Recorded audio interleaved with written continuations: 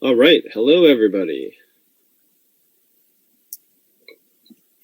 Just give a second for everybody to get in here.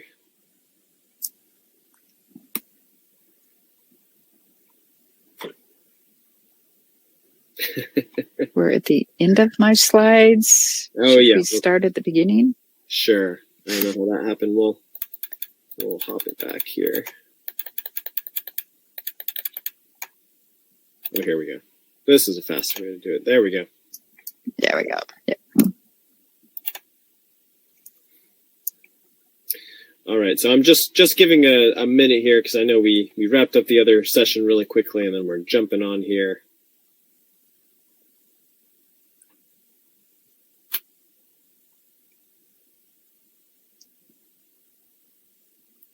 All right.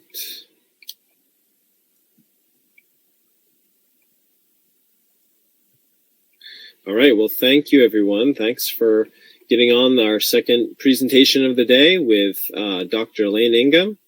I think she needs very little introduction. I think most people are familiar with her and her groundbreaking work here on the soil food web. So she's going to be diving deep into the soil food web, teaching us more about the importance of biology. Actually, we had a question from the last session. I'll just throw it out there now about ideal fungal to bacterial ratios for cannabis growing specifically, if you want to talk about that. Oh, absolutely. I can do that. Awesome. All right. Well, I will pass it off to you, Elaine. And I think we just get your slides back up here. I saw somebody ask, do they have time to use the bathroom? Run, quick. You'll just miss the introduction, sort of me explaining who I am and a few starting things. So go now. Oh, man. Yep. No, this is an intense weekend. We're giving you tons of knowledge, and there's no time to use the bathroom. All right. And so I just want to announce one more time also for anybody who wasn't in the last session, that we have a chat area and we have a Q&A area here. So, feel free to post whatever you want to in the chat. If you have questions for Elaine, put them in the Q&A, and you can upvote the questions in the Q&A as well. So after she finishes her presentation, we'll go to questions. And so we're going to start with whichever questions have the most votes, the most upvotes in the Q&A. So make sure to keep an eye on that. Make sure your questions get in there. And oh yes, and let me also start by saying, just a reminder to everyone, Pit Moss is our title sponsor for this event. And for this particular session,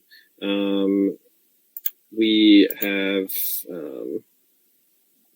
sorry, I'm forgetting momentarily here, but we will. How could that happen? Didn't have the email pulled up in front of me here, but anyway, let's kick it off. And when we get to Q&A, we'll have time for more announcements. So, Dr. Elaine, I'll pass it over to you. Okay, thank you very much, David. Well, I am honored that I was asked to speak here today. So, hope we'll have a good time. I'll save the questions, the Q&A, for the end. So I'm going to try to leave a good 30 minutes for the Q&A. So got to get going. Well, as usual, I look at the soil food web, all of the critters, all the organisms in that soil food web.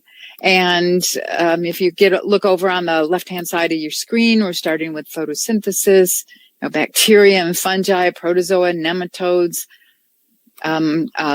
comprising the bottom two layers of the food web. And when you're looking at a field like this, clearly it's been prepared for agriculture. How much of the biology was harmed by the fact that it was tilled?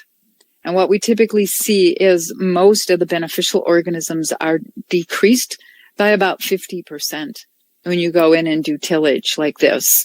So you're definitely setting the soil backwards in succession. You're turning this soil into dirt when you come in and start performing these destructive kinds of management practices. Imagine how many of your organisms would be killed by the salt effect if you put on inorganic nitrogen fertilizers. So there goes another 20-30% of your soil biology. Well, what if you come in here before you plant, after you till, before you plant, you decide to put on lime or gypsum? Those are both salts. Both of them will do some pretty bad things to the organisms in your soils. So we want to move away from all of these types of practices. And so we've been doing some work with farmers all over the world. We're looking at how much money are they saving, not spending. They're keeping it in their pocket. How much money are they saving when they don't use inorganic fertilizers?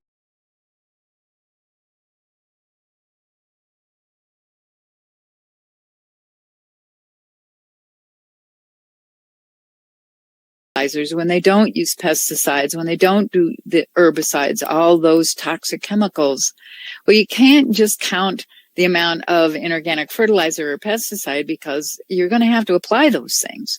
So you're saving money on wear and tear on your tractor. You're reducing the amount of time you or somebody you have to pay is going to be out there on that property actually driving back and forth. I don't find driving back and forth in a field really fun and exciting, although I know that there are some people who really like that. But think of all the money you would save if you didn't have to do all of those things and you could get this soil better and better, higher and higher yields to an optimal place in a few years.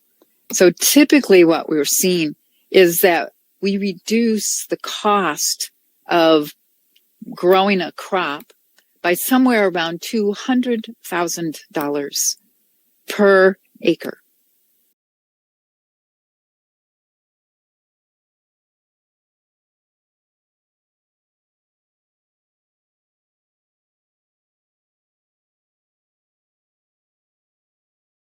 So, per 300, that was too small an area. So for a 300 hectare, got to get that straight. So if you have a larger size farm, you'll be saving more. If you have a smaller size farm, you'll be saving less. But now you're going to be growing plants that actually have all the nutrition inside them that you need. So let's go on. Which way? There we go. So deep dive into the soil food web. And there's the list of, alphabet soup after my name, Bachelor of Arts, double major in biology and chemistry at St. Olaf College in Northfield, Minnesota. I am a Minnesota girl. Master of Science from Texas A&M in marine microbiology, where I worked on the organisms in the digestive systems of oysters. And then my PhD at Colorado State University. From Colorado State University, going the wrong way. From Colorado State University, was a research fellow. Well, actually, I had about 4 years as a postdoc at the Natural Resource Ecology Lab at Colorado State University, and that was probably the best time ever. So I'd highly recommend working with the folks at the NREL, Natural Resource Ecology Lab at Colorado State University. From there as a research fellow for a year or so at the University of Georgia, and then assistant and associate professor at Oregon State University, where I had a graduate student who worked on genetically engineered organisms. How do you determine what the ecological effect of a genetically engineered organism is going to be? Well, you can't generalize. Each genetically or engineered organism is something very, very different. And we just happened to work with a bacterium engineered to produce alcohol in the root systems of grass. And the result was that we would have killed all the grass in that field if that genetically engineered organism had been released out into the field it was supposed to benefit. Stop field burning. Isn't this wonderful? Well, yeah, except you're not going to have a crop to harvest at all. And what if that microorganism escaped? How can you not have that organism escape if you put it out onto an agricultural field. The wind's going to blow. The insects are going to be dropping down and walking across the soil surface and getting those organisms on their feet, and away they go. The honeybees, the snakes, the mice, think of all the things that are going to walk through a field that, if it has genetically engineered organisms in it, those organisms are going to be carried. How far afield would those organisms actually go? And there was a test and published in the scientific literature that showed that it would probably move at least 11 miles in every direction from that field, and perhaps further. It's just that they stopped testing at that far because nobody expected that the organism would be moved that far in the course of one growing season.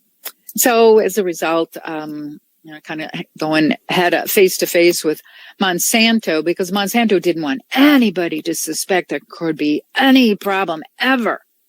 And so they were shutting down research programs. They were accusing people of, ruining our reputations and things like that. And I lost my job at Oregon State University. And so instead started my own company called Soil Food Web Incorporated. So since 1996 until the present, labs in a lot of places, people around the world, did a stint at Rodale Institute. Now I run yet another company, the Soil Food Web School. So one of the things that I want you to take home with you today is that you just can't manage if you can't measure what's causing the benefit to the growth of your plant. And therefore, we have to be monitoring the biology in that soil through the microscope. There we go. My face is sitting right over the words that I want to be looking at. So you've got to have a microscope. We do have foundation courses available. They're all online. You can take as long as you want to finish them up. You can go very rapidly. If you work 8 hours a day at the classes, you can probably finish them in something like 3 to 4 weeks. A month or two is much more normal, but we're giving you all the information about the history, the background theory of why getting these organisms back into the soil are going to fix your problems. Well, I always have to know how. Not just, throw these things in there and everything will be okay. But that sounds like the magic fertilizer stuff, doesn't it? You need to know why it's going to work. And we can explain, because of the work I've been doing for the last 45 years, we can explain why this biology works. And I want to take you through kind of a brief overview of that today as well. But you need to know how to use that microscope. So please come and take the foundation classes. You get the theory, the background, why this works. We're going to show you how to make compost tea, compost extract, compost. We're going to help you understand what you need to do to make compost. A lot of times you then want to come for a hands-on session. Come and spend 2-3 months with us in the springtime or summer or fall, so that you learn all the artsy kinds of things that have to go into making biocomplete compost or biocomplete extract or tea, and then learn how to use the microscope. So you know what these organisms look like. You get to identify them. You can be confident in your identification. And so we require that you buy not only a really good microscope, but you need to buy the camera, all the attachments that are needed so you can do remote sensing of the organisms. You can get somebody else to take the samples, prepare the samples for the microscope, put the microscope, the slide on the microscope slide, and then they can focus for you, but you are doing the assessment, the actual counting of the organisms. So you don't have to have trained people every place. You can, of course, set yourself up as a laboratory technician, charge money for this work. Oh, and I do want to talk about the fact that we have some really outstanding microscopes, things that you're going to pay normally quite a bit of money. And we have special deals with those microscope companies so that you can get a serious amount reduction on the microscopes that you're looking at. So you have to take the FC in order to see that page of advertisements, because we want to make certain that you're going to use their microscopes correctly. And of course, then they will help you with your questions with their microscope. They'll help you understand how to get the camera going and how to get things working just right, so you can make certain that you have the balance of organisms right for your plant. So on to the next slide.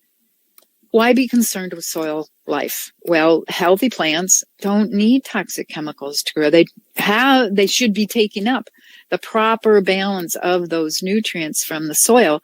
If they're taking up the proper set of nutrients, those nutrients right now are in your soils, they're even in your dirt, but they're not plant available. So how do you make those nutrients plant available? And so it's the biology, it's these organisms, and we want to teach you about these organisms and how to manage them and how to get them back into your dirt so you can once again have soil.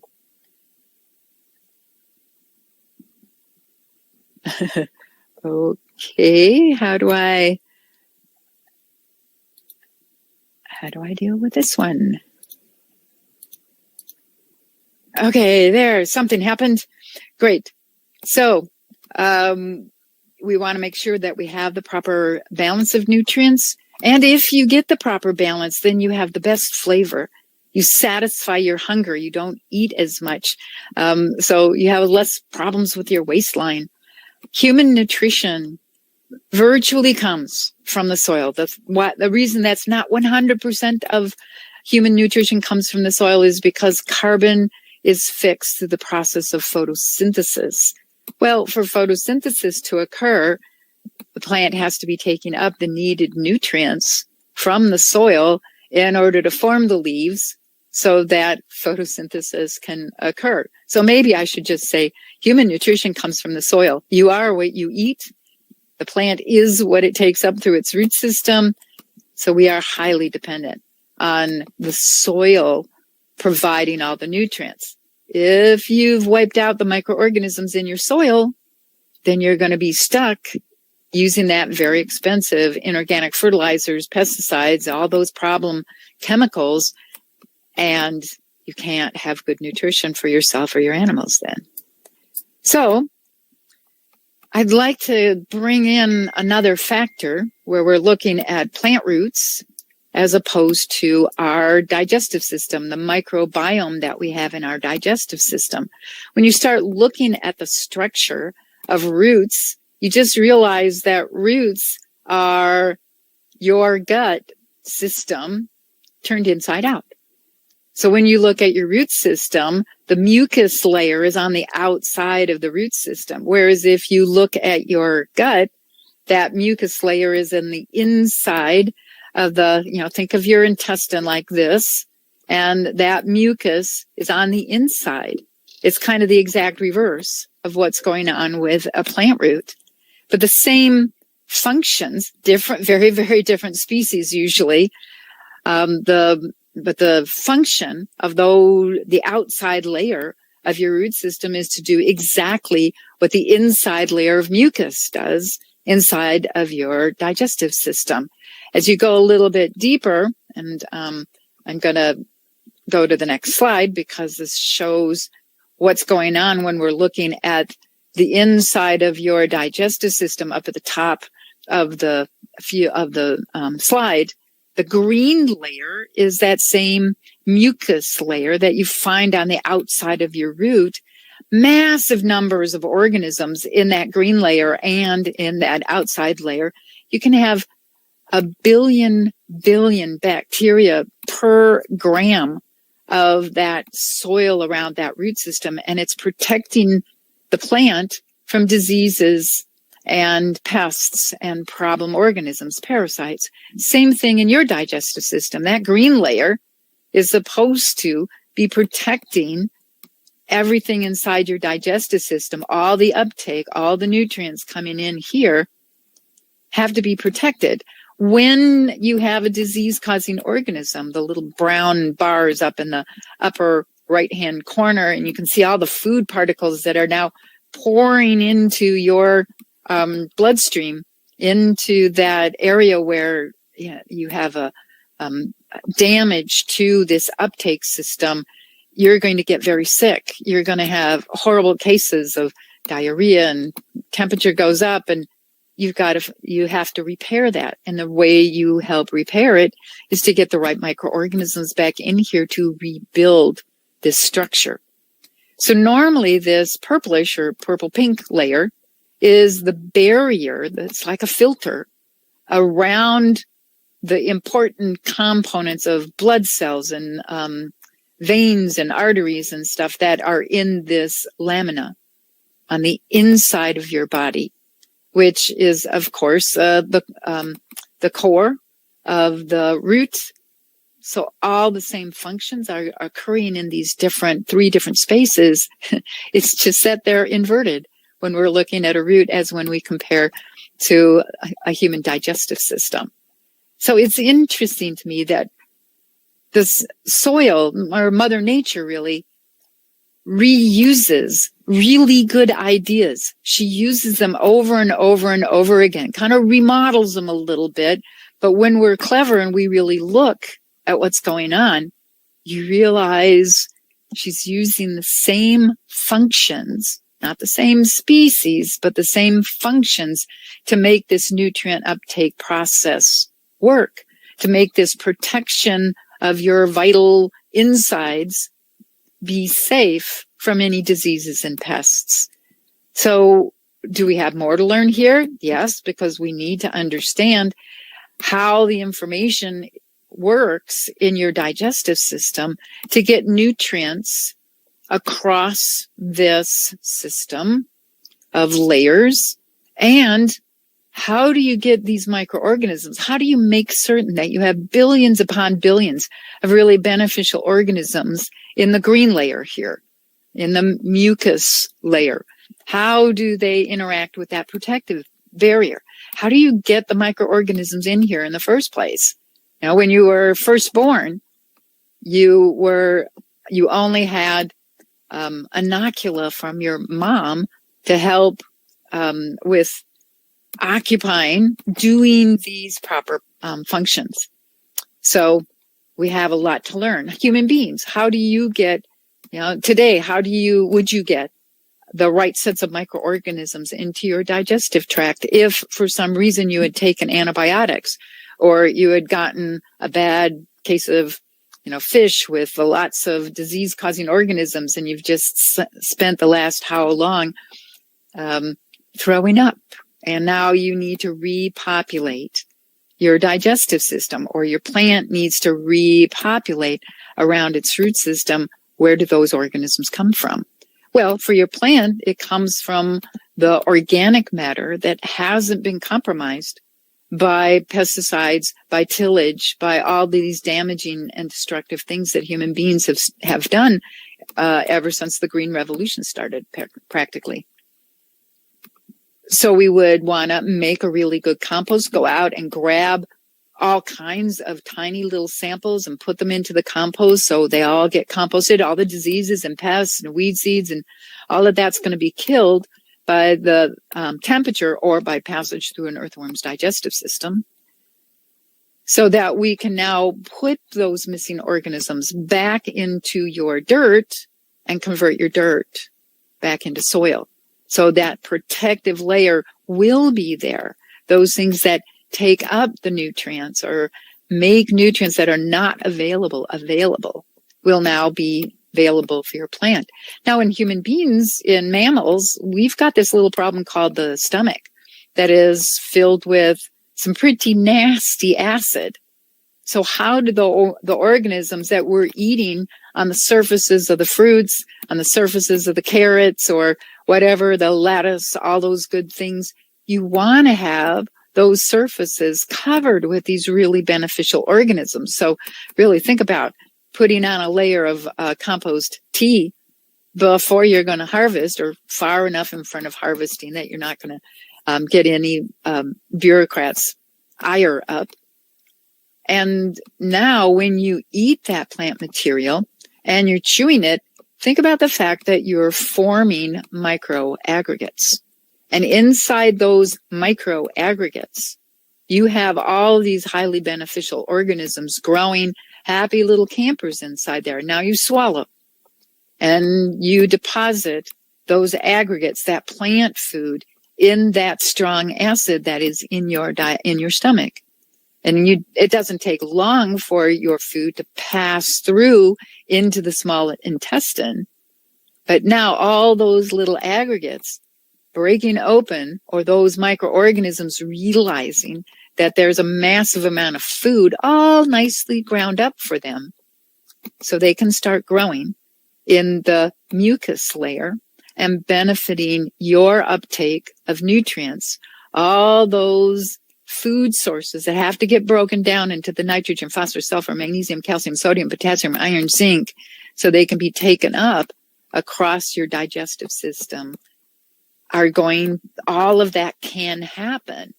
What if you don't have the microorganisms in your digestive tract? Your food practically goes right through and you don't get the benefit from it. We need those microorganisms just the way your plant does. So very similar systems, very similar functions. So when you're looking at a plant and you can see some of these kinds of problems, that's a good indicator that there's something wrong in your soil and you need to fix what's going on in your soil. You know, this purplish leaf down here, you don't have enough phosphate. Look at the white colored leaf with green, just very lightly green veins in it. Well, that's a signal that magnesium is lacking. Where you've got problems with zinc, people very often confuse those little brown spots on that yellow leaf as being a fungus. Well, you got to take that leaf off of the plant. You've got to go look at those brown spots and realize that there's no fungi growing in there. And therefore, it's a sign that you don't have enough zinc in your soil, or you don't have enough available zinc. You've probably got buku. You got, a couple of millennia worth of zinc in that soil, but there's no way to convert that zinc into a plant available form.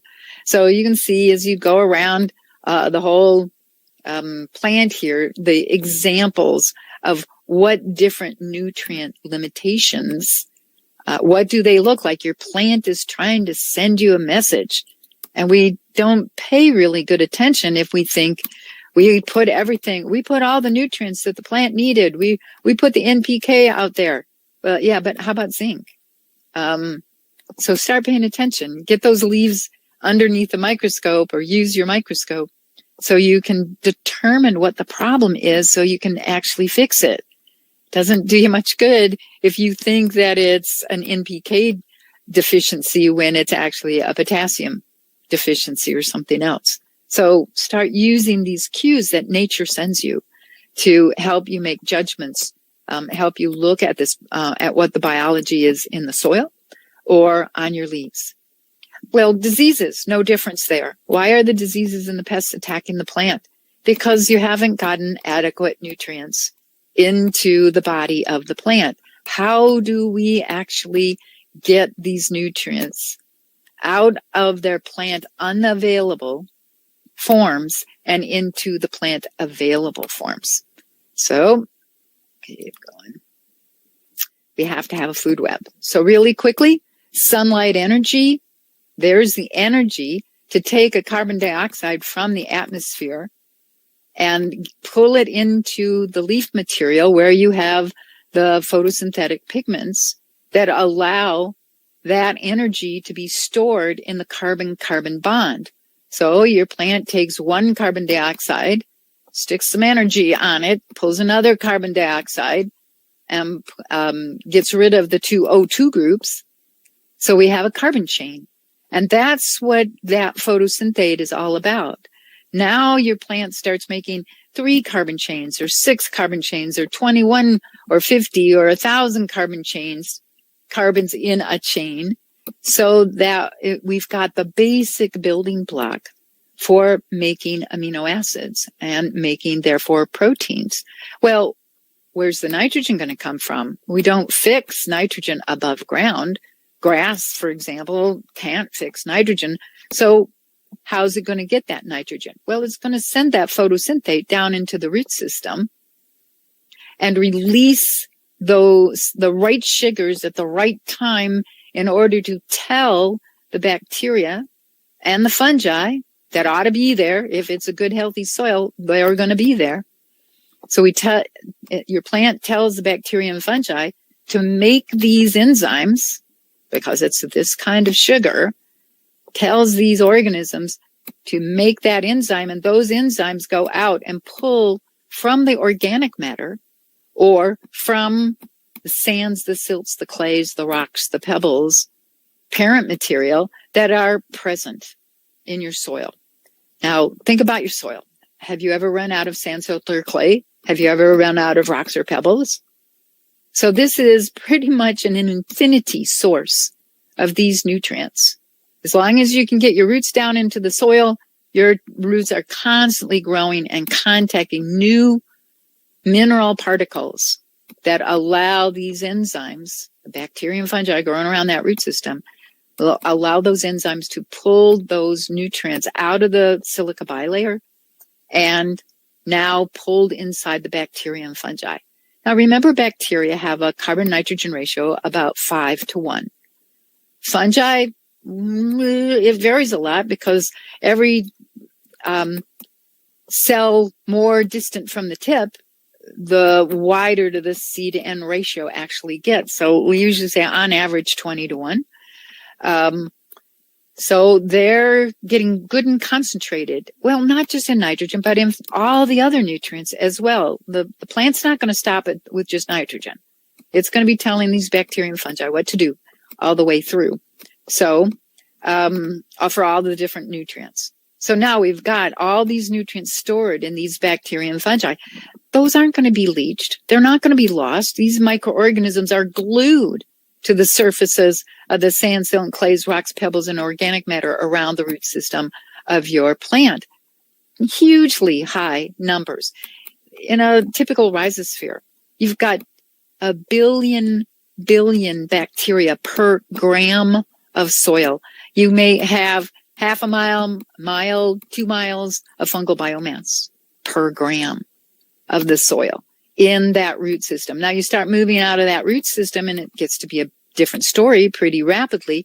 You may only have 600 million bacteria per gram. You may only have, a quarter of a mile or a tenth of a mile of fungal biomass in the soil out here, where not many of the exudates are escaping downward, because these organisms are hungry and they're going to eat all of that up and do what the plant instructs them to do.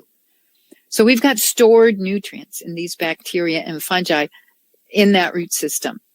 So the fact that all these bacteria and fungi are growing in there means that they're going to attract the predators. So what eats bacteria? Well, protozoa do. Flagellates and amoebae live in aerobic environments. Most of them don't do all that well as oxygen starts to drop. Because as oxygen starts to drop, the ciliates are now going to be favored. Their growth is going to be promoted more than the aerobic ones. So now we've got ciliates. Well, we can use that to tell us that the soil is having problems. We better do something to get the oxygen back into the soil.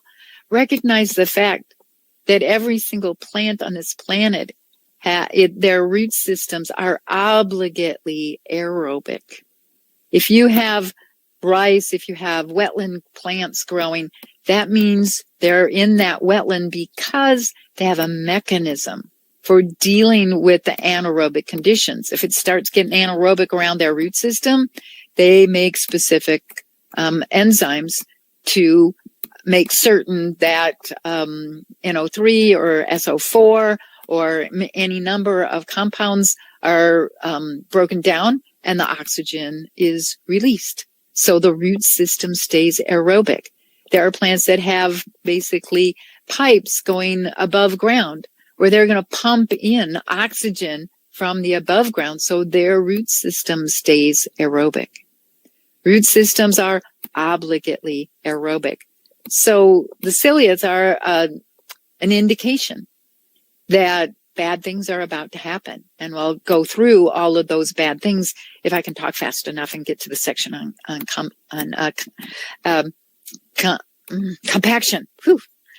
So nematodes, they come as bacterial feeders or fungal feeders or root feeders.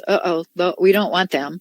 So we want to make certain that we're getting the good guys, the fungal feeders, the bacterial feeders, and the predatory nematodes. Predatory nematodes, favorite foods. What I see the predatory nematodes chowing down on most of the time, what they've got in their mouth is a root-feeding nematode. And so, of course, yay, do your job, predatory nematodes. Now, all of the nematodes are predators because bacterial-feeding nematodes eat bacteria. That's their prey group. When we look at fungal-feeding predators, fungal-feeding nematodes, they're predators of fungi. And so they're going to be chowing down on the fungi. The prey group for fungal-feeding nematodes are going to be fungi. Well, the microarthropods up there at the top of this picture are going to be eating fungi as well. So these are predators of the fungi. So hopefully you're following all the arrows. I don't think my little arrow is giving you what you want to is visible to you. So I can't help you out on this. So the higher level predators, of course, keep the lower level predators in shape, and the lower level, and these predators, the protozoa, the nematodes, microarthropods, keep the bacteria and fungi in a balance so that when the predator eats the prey group, the concentration of nutrients inside the prey, the bacteria and fungi, is so much higher than the predators, that if those predators don't get rid of the excess nutrients they consume in the bacterial and fungal bodies, if they don't get rid of it, they're going to die from too high concentration of all these nutrients as compared to the carbon.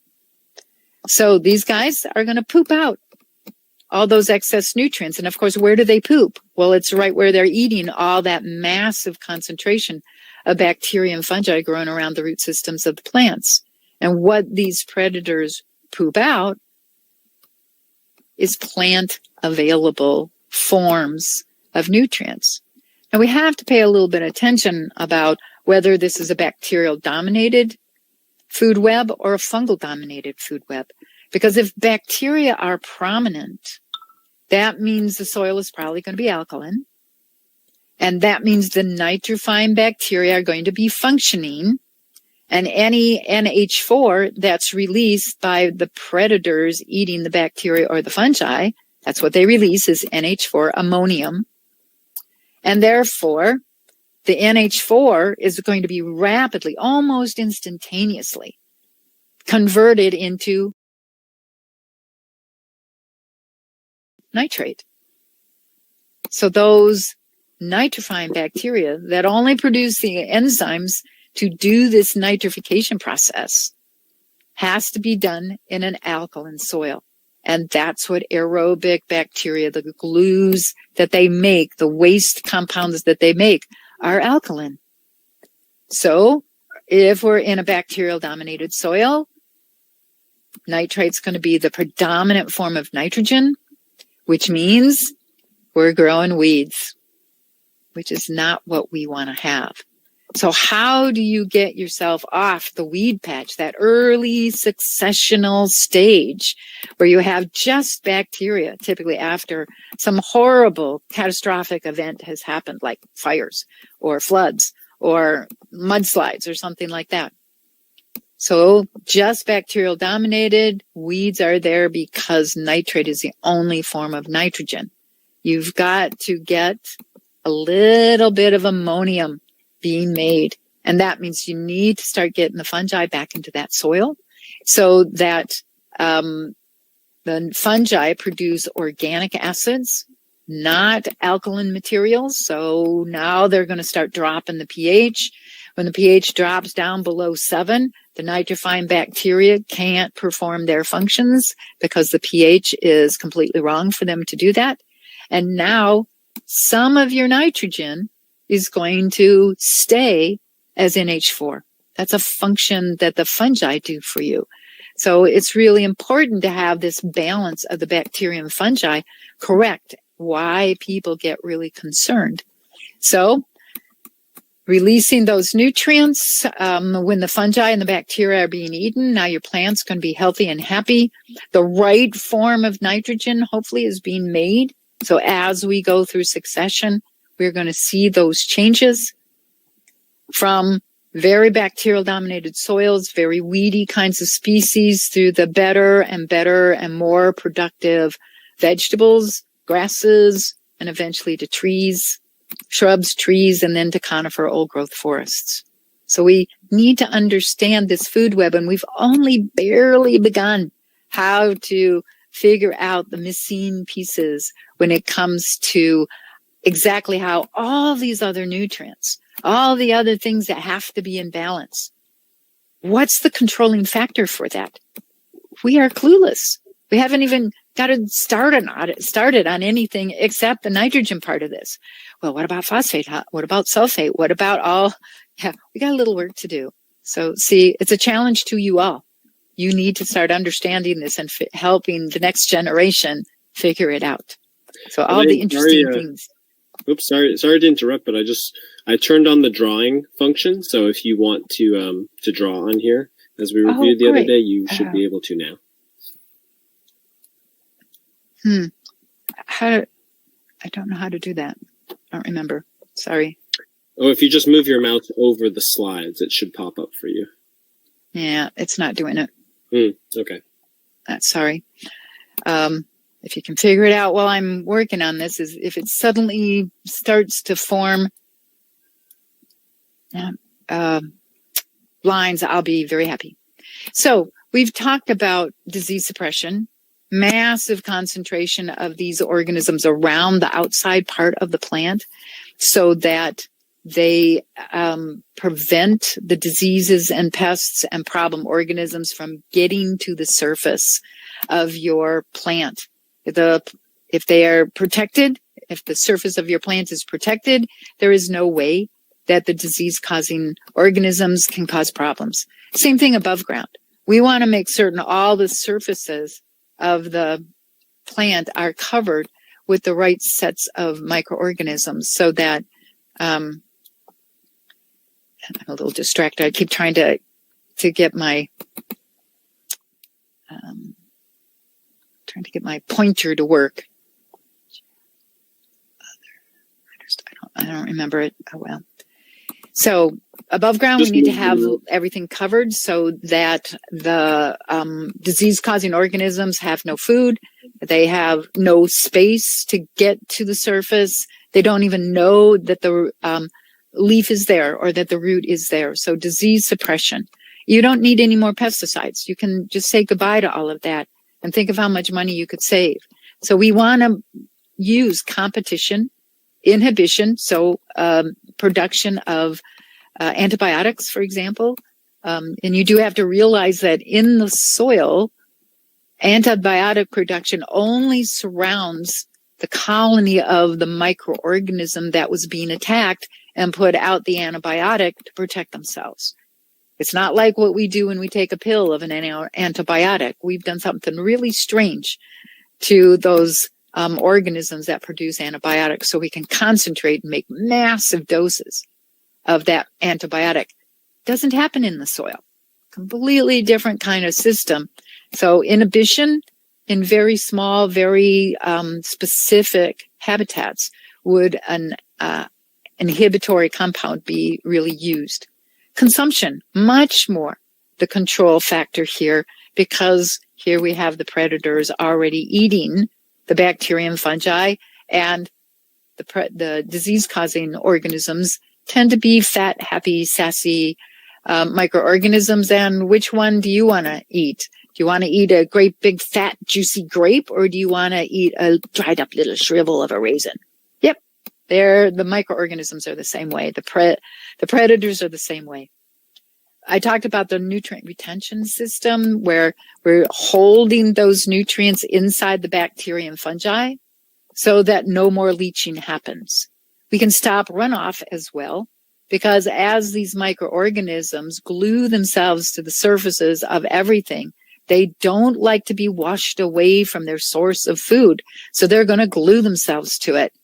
No more runoff. Everything's held together by these microorganisms. Kill the microorganisms. Oops, sorry. Your structure is gone. Your ability to hold on to anything is gone. And so now we have huge erosion problems. We have huge leaching problems. And of course, where does that end up? In our waterways, in our groundwater, our surface waters, or rivers, lakes, and streams. And we're destroying our ability to have clean water to drink. So gotta get over this. Nutrients are made available at the rate that the plants require. And so the plant's putting out the exudate to tell the bacteria and fungi to make the enzymes, to pull the nutrients out of the sand, silt, clay, rocks, pebbles, organic matter, store it in the bacterial and fungal biomass. The bacteria and fungi are eaten by their predators, releasing plant available nutrients. That's what your plant is expecting. And if we've got the right biology in the soil, that's what your plant will get. Every second of every day, your plant is getting everything that it needs. So let's get going on those systems instead of relying on the unsustainable method of growing plants, which is to put inorganic fertilizers on it and kill the biology that's supposed to do that work.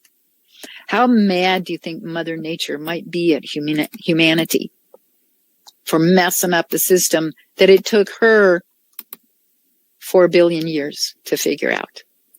So let's respect nature and not make Mother Nature mad at us anymore. So another thing that these organisms do is to decompose toxins. And probably the best thing I can do here is to recommend that you read Peter McAvoy's book called Radical Mycology, or pick up any of the work that's being done by Paul Stamets. He's just been doing some amazing stuff when it comes to dealing with radionuclei, where radioactive materials, and getting that, really it's diluted enough distance so that you're not receiving a massive dose of those radioactive materials. Getting all of the heavy metals tied up back into the structure of the organic matter where they came from, get them put back in there so we don't have toxic levels of those heavy metals killing us anymore, moving into our drinking water and killing us. So all of those toxins, like the leftover residues from glyphosate.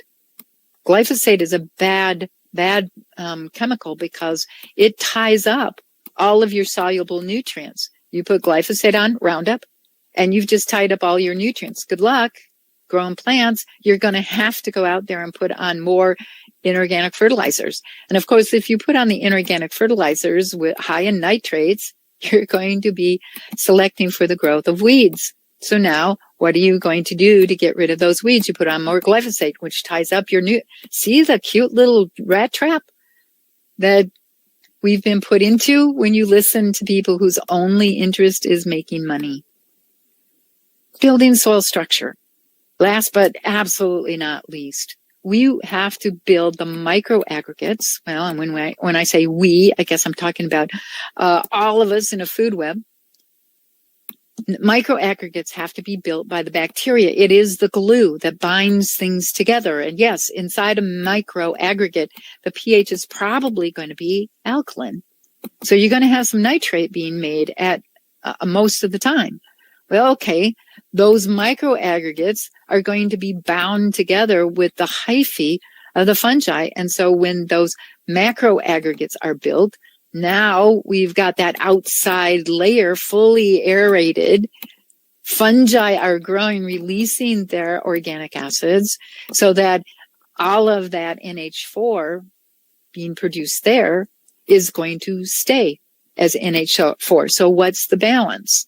How much, how many microaggregates versus macroaggregates? And then, of course, the larger creatures are going to be putting those macroaggregates, the microaggregates, rearranging the furniture, if you will, making bigger air pockets, smaller air pockets, putting all kinds of hallways and passageways to get from one to the other. And now oxygen will diffuse as far as you want it to go in your soil. I have heard people say that oxygen can't diffuse more than 4 to 6 inches. Absolute lie. If you've got a compaction layer at 4 to 6 inches, yes, that's what's going to cause oxygen not to be able to move through your soil. But if you build structure, you build it right, if you make certain that you're not out there compacting, well, and please realize that if you have bare soil, you're going to have the impact of big raindrops that hit that soil surface and cause compaction at 4 to 6 inches. When you have a herd of animals, well, guess where the compaction forms? 4 to 6 inches. So you could be developing compaction layers. You probably want to take a metal rod out and be poking it into the soil and seeing if you do have compaction layers. And if you do, then you need to get those broken up. So we need to get that biology back into the soil. So we can get oxygen, we can get water infiltrating. We will have 50% full pockets of water in your soil. So in even the most dry summer period, you're going to get those roots being able to grow down to that stored water in your soil so you don't have to use the irrigation. It's when we mess up, we destroy the structure in that soil, then we're going to suffer. And that's why the drought has been so bad over the last, maybe 10, 15 years. Well, what about all the fires? What have we done to help build structure so that we can store water in the soil? And then we won't have these massive wildfires at the end of the dry, or in the middle, or even the beginning of the dry season. We have to change our ways. We have no choice. If we want to stay on this planet, we have no choice. So getting roots to grow deeper, increase water holding capacity, reduce water use. So all of these functions are given to you by getting this right biology back into the soil. So I want to point out some work that I did during my master's degree. Why a microscope? Why use them? Aren't there better, easier, faster techniques? Absolutely not. Because we can take a sample of your soil, and within about 10, 15 minutes, we can be done assessing all of the organisms, the bacteria, the fungi, the protozoa, the nematodes. We can assess the bad guy fungi. We can assess the bad guy bacteria. We can assess the actinobacteria. We can look at the bad guy fungi, bad guy nematodes in the course of about 20 minutes. When you first start out, it's going to take you 30, 35 minutes, but you're going to get faster. And so we very rapidly can be assessing samples. And especially if you're doing this with a technician that can do the remote assessment, they're going to send you the results of what they saw in your soil right then. You can be looking at their microscope camera can show their on the screen of your computer. you can see exactly what the technician is looking at while they're doing the counting. And you can ask about what's going on in your soil. What was that organism? What was this organism? What was that just flashed by? So when we took part of an oyster's digestive system, so 1 ml of an oyster's digestive system, and we dilute it 1 to 5, so that we're spreading out the organisms, they're easier to see. And we take 1 drop of that oyster's digestive system fluid and put it on a microscope slide. The left-hand picture gives you the idea of how many of different bacteria. So in this picture is 1,000 bacteria, and you can see that little aggregate, those, we've got 2 or 3 little aggregates all bounced together. We've got lots of bacteria. We've got some flagellates over here. So those are protozoa. They're happily eating some of those bacteria. We've got about 12 different species of bacteria. And how do you know? Look at the different sizes and shapes. We've got some pretty long rods, and those are lactobacillus. We've got some lactobacillus that's in chains. Lactobacillus that's kind of larger length lactobacillus. We've got some really long lactobacillus. We've got, 12 different species. We've got some bacillus over here. We've got comma-shaped bacillus as well. So 12 species. Now, let's compare that to the classic way of looking at environmental microbiology.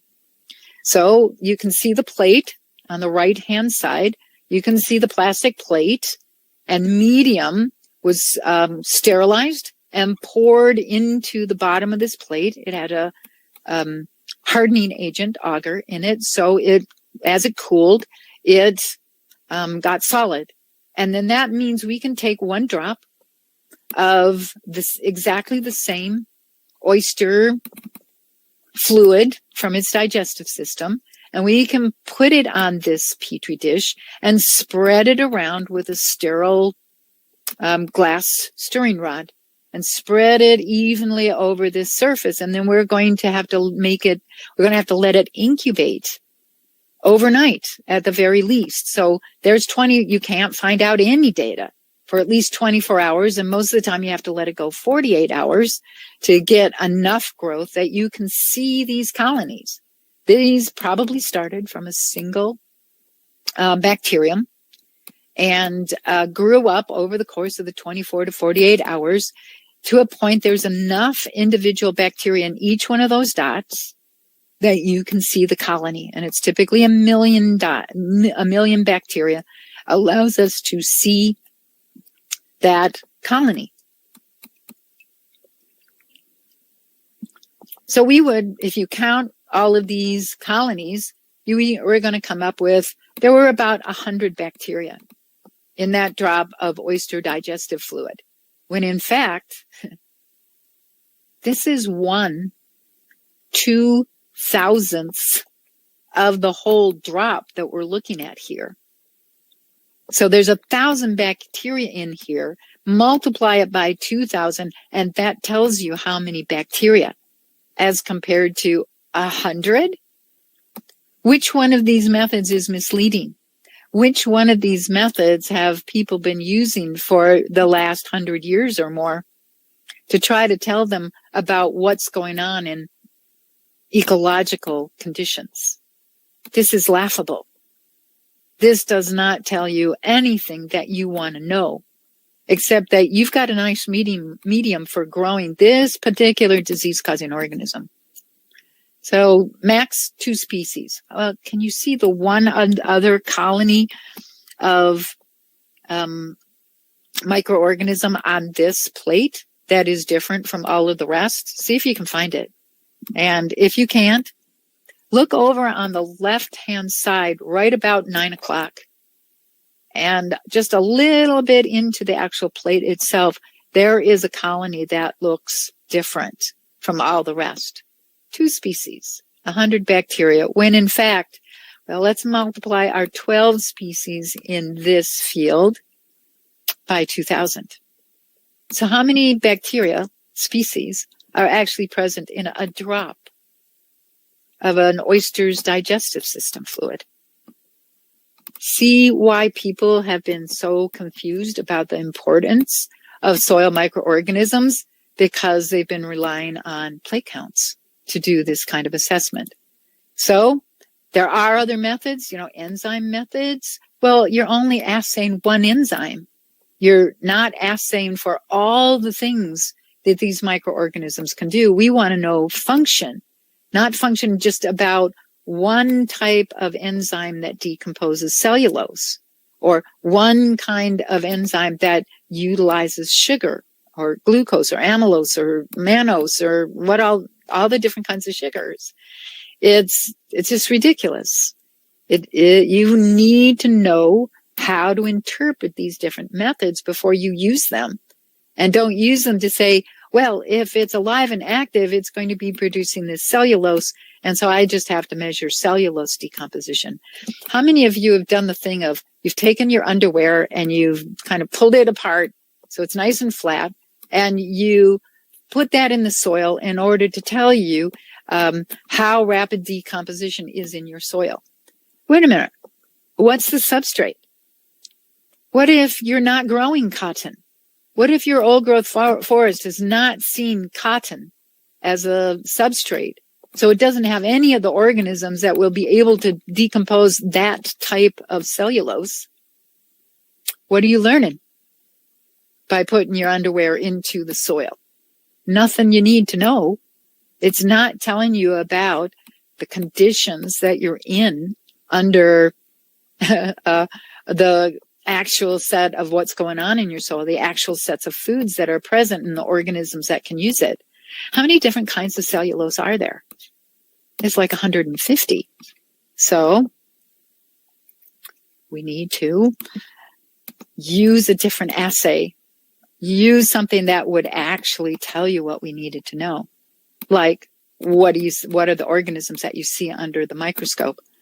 CO2 evolution, is that going to tell you anything you need to know? So there's one more piece of information I need to tell you about how bacteria and fungi use carbon. When bacteria and fungi are growing, they've got to get the carbon in any substrate down to 5 carbons to 1 nitrogen. So they're going to go to a piece of organic material, and they've got to concentrate the nitrogen that's in that plant material. There is no plant on this planet that makes any material that has a C to N ratio of 5 to 1. Even nitrogen-fixing bacteria, they're making sugars and proteins. They're using sugars to hook those nitrogens on in order to make a protein. And it does not have a C to N ratio of 5 to 1. So how's that bacterium going to concentrate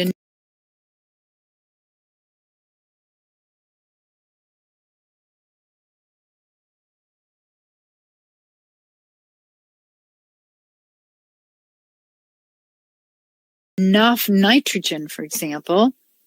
What's it got to do in order to concentrate from, let's say, 500 carbons for every 1 nitrogen into 5 carbons for every 1 nitrogen? How much carbon does it have to blow off into the atmosphere? So see why people think that when you compost, you are blowing off a lot of carbon? Well, that's only if you're disturbing your pile so much that you're making it just a bacterial-dominated place. Instead, start getting the fungi to grow. When fungi grow, they're going to take the carbon from whatever they're decomposing and lay it down on the inside of their hypha as a layer of almost pure carbon. Fungi only blow off about 20% of what they're consuming, as compared to bacteria that blow off 80%. So if you're using CO2 evolution to correlate, to suggest who's active in your soil and how active the microbes are, do you see the problem? You're terribly underestimating the contribution of fungi to the functions that are going on in the soil. you can't rely on simple carbon evolution to tell you whether you've got microbial biomass that's rapidly increasing if most of that microbial biomass is fungi. It biases against the contributions of fungi. So forget that method unless you really don't care that what you're measuring isn't measuring all of the things that are making carbon dioxide. So think about a Solvita test. Think about a Haney test. How realistic are those? What have they forgotten? And they need to add that in. Chloroform fumigation, where we basically, the idea was that they would kill all the organisms in the soil with a fumigation, but with chloroform. And surprise, in soil, you do not kill all of the organisms. Think about all those little aggregates. Think about those macro aggregates. There is no way that that chloroform is going to be diffusing into those pockets of microbial activity. And then what they're going to measure after they've supposedly killed off all the biology, they're going to let some of the organisms who didn't get killed by the fumigation utilize all that dead biomass. And so the CO2 that's being blown off should be a measure of the microbial biomass that was in that sample. Well, did you see this problem? Yeah, it's exactly like CO2 evolution. You are forgetting about the contribution that fungi are making for you. So understand what you're measuring. And I see no better way to really assess what's going on in soil so we can differentiate bacteria from fungi, from protozoa, from nematodes, from all the different kinds. So now what I want to do is go through some examples of the organisms in soil, looking through a microscope. So everything I'm going to show you is basically going to be 400x total magnification. So if you look in the lower left-hand corner of this picture, 400x total magnification. We've increased everything by a factor of 400 times in this picture, so we can see them. So the title tells you everything that's present in this soil. And we're looking for bacteria. Now, you should have a pretty good idea about all these little dots and rods and chained rods in here are going to be bacteria. So you already have a good understanding there. You'd have to be focusing up and down because, of course, we've got a depth of water that we're looking at. But you could count the number of bacteria in here if you could focus up and down. So then we found our bacteria. Where are the aggregates? Well, look at where we've got all these bacteria kind of gluing this bunch of organic matter together. So we've got literally thousands of bacteria in the middle here, gluing this all together, keeping it pulled together. Great place for the microorganisms to grow, for the bacteria to grow. And you can see some of the outside rods and cocci on the surface. Look at the color. That's telling you that there's some really good decomposition going on here. They're producing a lot of humic acids and some fulvic acids. The honey color is the fulvics. The dark brown is the humic acids. So when you are making compost that's got really good color to it, nice, rich, dark brown color, not black. None of this is black. This is all dark, rich, brown color. You've made your own humic acid. Don't be buying humic acid from the store. Make a compost and just by passive movement of water through a funnel that you help the water drip out of slowly, you're going to be getting your own humic acid. So you can be feeding your fungi whenever you want. Okay, so aggregates. We've got lots of aggregates. All along the right-hand side, you can see the big blobs. Those are all aggregates. Over on the left-hand side at the bottom right corner, you can see those aggregates. You can also see a cyst of a flagellate. The dormant stage of protozoa are cyst forms. And so we teach you how to identify the different kinds of cysts. So you have some idea of what's waiting to wake up come summertime.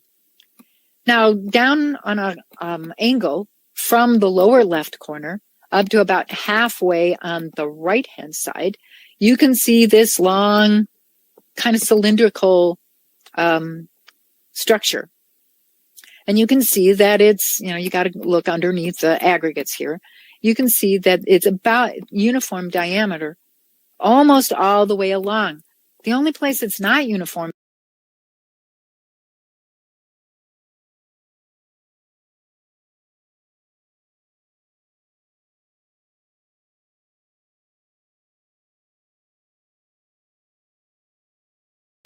diameters where it's got this big divot just a little bit further than halfway along on the upper side.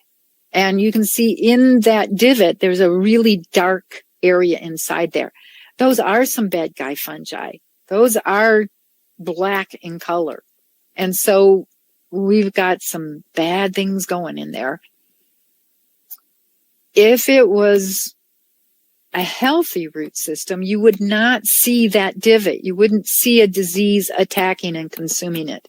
But we do note that problem here, and that should be, there's some here telling us that things are no longer wonderful in this sample. In the past, really good things were going on, but now there's some disease-causing organism that's winning and starting to devour our root systems. That doesn't say much for our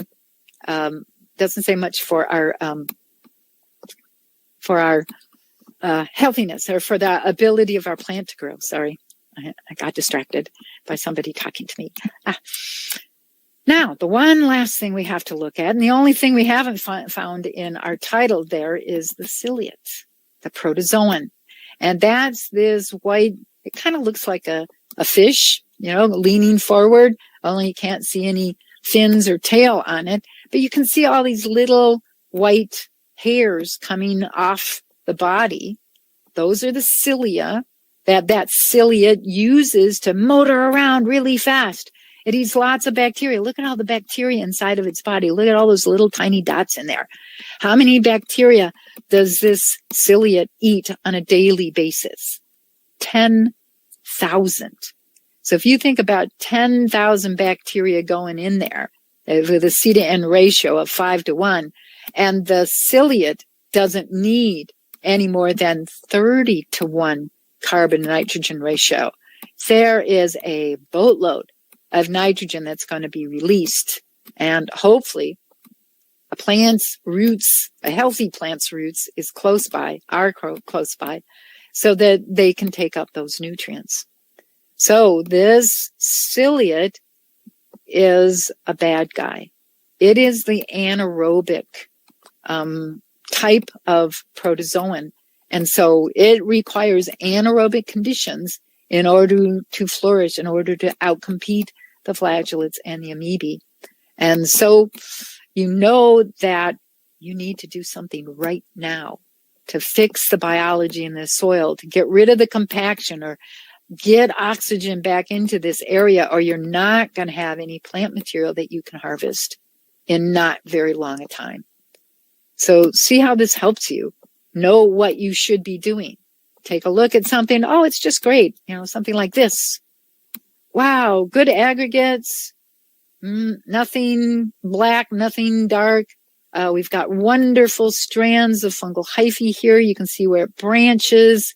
You can see, this. Well, wait a minute. Is this a fungal hyphae here? Because fungal hyphae should be uniform diameter all along the hypha. And you can see how it is uniform diameter all the way. Well, it doesn't have to be perfect, but reasonably uniform diameter all the way along. The branch can be a different diameter. That's okay, but not wildly different. So what's going on here with this aggregate, this hypha? So when you look along here, see how it looks like it gets skinnier until it kind of just disappears? Well, that's because it's sitting out of focus. The part that's in focus is on the bottom of the slide, but the rest of that fungal hypha is pointing straight up towards the cover slip. So you have to focus. You're going to have to focus all along that strand from the middle of the top side of this picture down towards that fungal hypha. So the fungal hypha that goes through the middle catty corner from left to right. So you're going to have to do that kind of focusing. So good fungal hyphae, this gives you an idea of what a really good fungus looks like. In this picture, there are 3 other strands of fungal hyphae, but I can't point them out to you, so I'm sort of stuck. Hopefully, you'll be able to follow them, find them, especially if I would leave this slide on the slide on here for a while. I bet you would find them. There's one tan colored right in the bottom left-hand corner. It contacts the really good fungus, the nice wide diameter.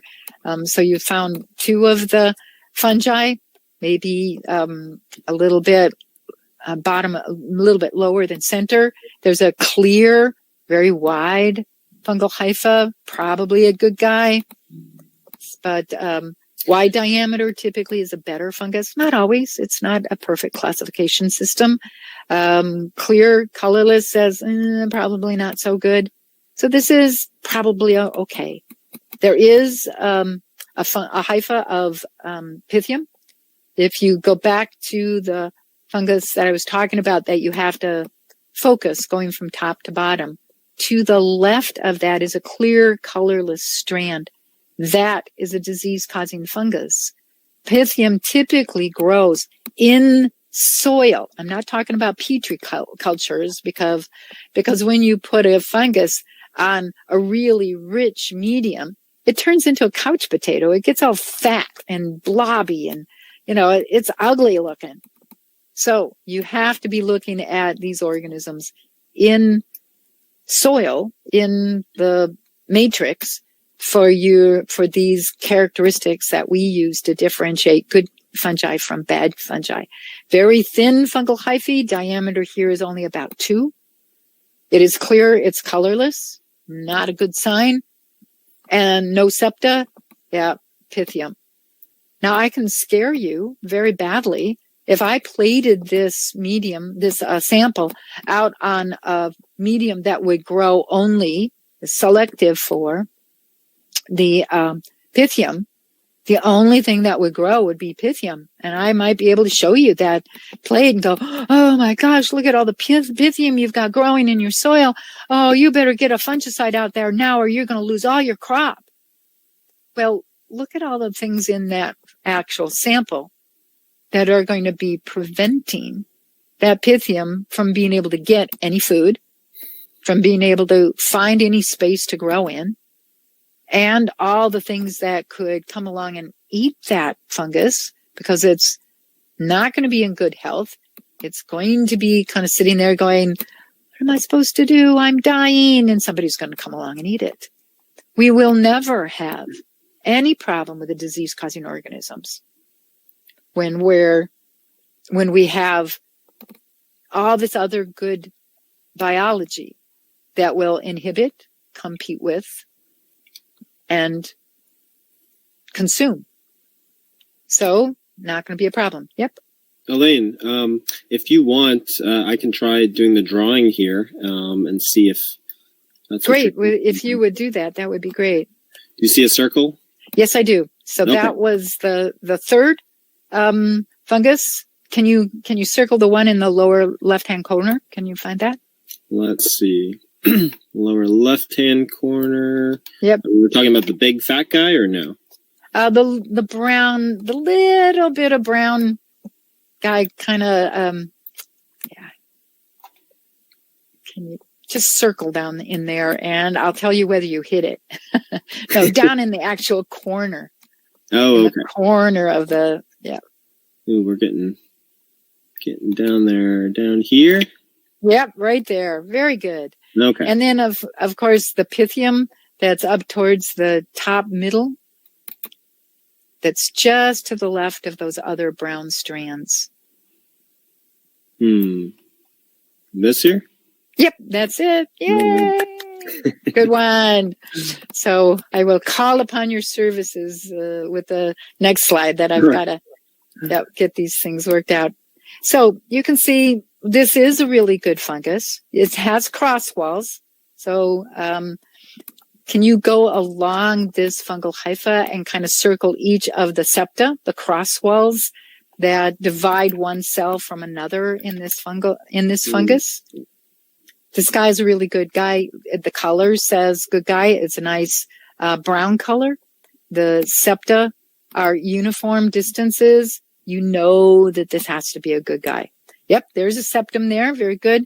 Go up along that strand and find another septum. Yes, very good. So you can see there's another and another. And so this is a beneficial fungus. This is one of the best. Okay, keep going. Oops, I went the wrong way. When we're looking at fungi, one of the most important fungi, especially for cannabis, are the mycorrhizal fungi. You want to have the fascicular arbuscular mycorrhizal fungi for the most part. The endomycorrhizal is the gem for all of this group of mycorrhizal fungi that live inside the root systems. They form structures inside the cells of the root. And you can see the picture, the arrow that points to the green glowy arbuscule. Arbuscules produce their own autofluorescent compounds. So as long as you're shining UV light on your sample, you're going to see the arbuscules, the active exchange site of nutrients that the fungus collects and brings into the plant, exchanges them with the plant for food. So both organisms grow better. The plant is getting more nutrients. The fungus is getting more sugars, more carbohydrates. So everything works better. And so the way you can find these endomycorrhizal fungi is to shine a UV lamp, UV flashlight. You can get them for, like $25. Any box store that you want to go to, you should be able to find them. Now, can you see those areas where there is no colonization by the fungus? They're pretty easy to tell because you can tell that's part of the root system, but it's not in any way fluorescent. So estimate for me, what's the percent of the root system that we can see in this field? What's the percent that's occupied by the mycorrhizal fungus? I would put it at about 35 to 40%. And all we need is about 40% colonization of a root system with the mycorrhizal fungus for your plant to be getting all of the benefit that it possibly can. So this is what we want your cannabis roots to look like. We want these mycorrhizal fungi in there to help your plant grow and obtain all the nutrients it needs so it can fulfill its genetic potential. So there are other kinds of mycorrhizal fungi. So going on ahead, this is an Ecto mycorrhizal fungus.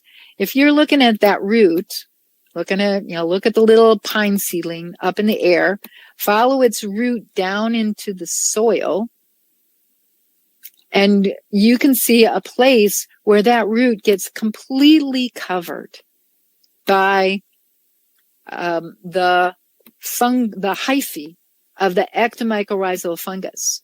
You can see where that tip of the ectomycorrhizal fungus is growing out. That, I don't know, David, can you circle those things if you can figure them out? Let's go up to the top of the picture. Go all the way up to the top. Okay. See the root coming from the pine seedling down into the soil? Yes, very good. That's right. That's the root that's not colonized by the mycorrhizal fungus. But just below where that circle ends, see how the color of the root completely changes to that brighter kind of cream yellow color.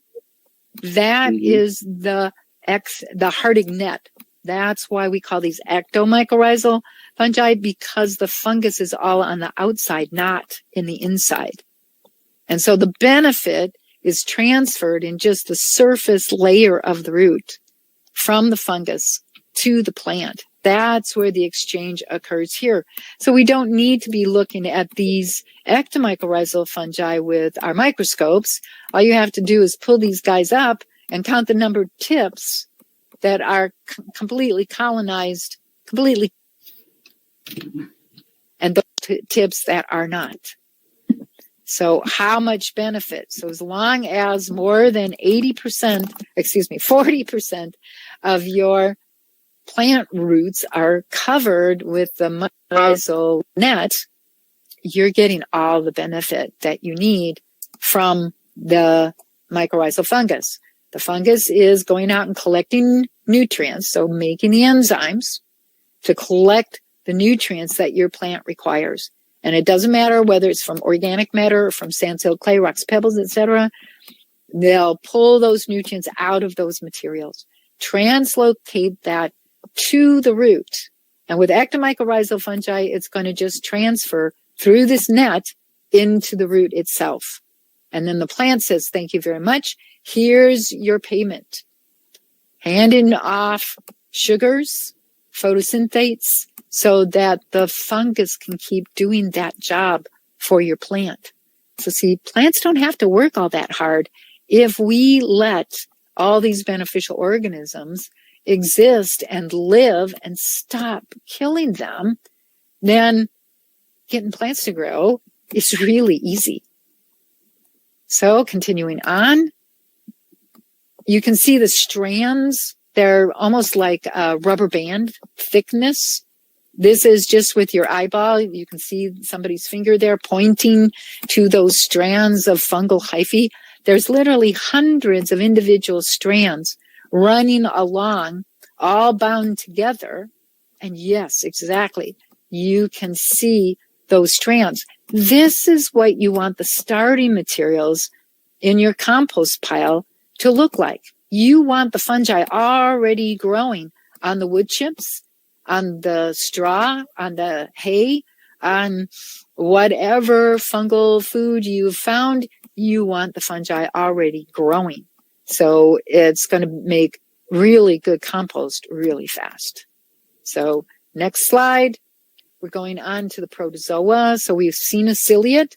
Here we're looking at a flagellate. See that bigger circle in the middle, David? You can circle that with your, there you go. And there are two little flagella coming out. One's going to the right side, one's going to the left side. Because those two flagella kind of fight each other, that means flagellates will always bumble.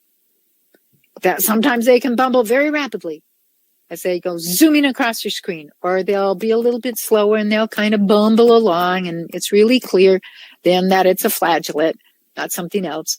But of course, flagellates eat bacteria and release those excess nutrients in a plant available form. Pretty cool, huh?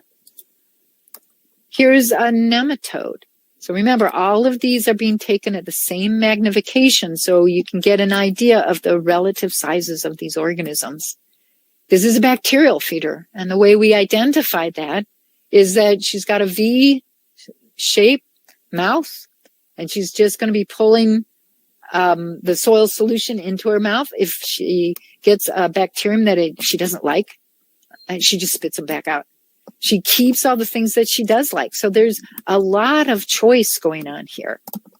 Going to eat those bacteria that apparently taste really good, and not going to eat the bacteria that's got something wrong with them. So as you go back along the esophagus on this nematode, down the middle of its body, you can see a couple of big bulges in there. There's a median bulb and a terminal bulb. And we teach you all of these characteristics when you take the microscope class, when you watch the work that we're doing, if you decide to become a lab tech will go even deeper so that you can do remote sensing from long distances away and still make money.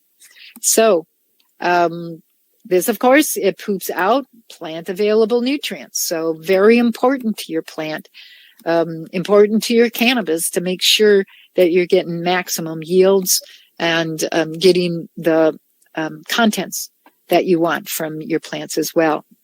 This is a root feeding nematode, and it can be kind of hard to see the spear, but there is a spear inside its mouth. It used that spear to punch a hole in the fungal hypha. There you go, right there. Very good. So that fungal feeding nematode is sucking all the nutrient content out of that fungal hypha. When it's sucked that dry, it's just going to move a little bit down the way and punch another hole and suck out the next content. It's it's kind of you start realizing that the world in the soil is really not that pleasant a place. Something always seems to be eating something else. Well, you got to keep nutrient cycling going. You got to keep those plants alive. And so you want to have all these interactions going on in your soil, especially with cannabis. If you're interested in, now there's a little bit of data, a few observations that we've made that under the right conditions, if we can get more fungal, we will produce more of the cannabinoids. When we're in a bacterial dominated system, slightly on the bacterial side, there's been a suggestion, and I've seen some of that data and it seems pretty solid. Other people do the experiments and it's not happening because the fungi aren't up there real high, or because something else is going wrong with the food web. You've got to have a good food web to get the cannabis to respond properly. So we want to be seeing these things going on in your soils so that we keep up the nutrient cycling and we keep your plant growing really well. This is a predator. Yep. Quick time check. We've got about a half an hour left. Yep. I will cut a few things off. So, because I just love talking about these organisms, and hopefully everybody loves me talking about them too. So, predatory nematode, you can see the great big tooth in its mouth. On the upper side, there's a crystallized, or it looks like skeleton material, but it's a tooth shape, and it's got it stuck right into the bottom of the nematode that it's pulling into its mouth.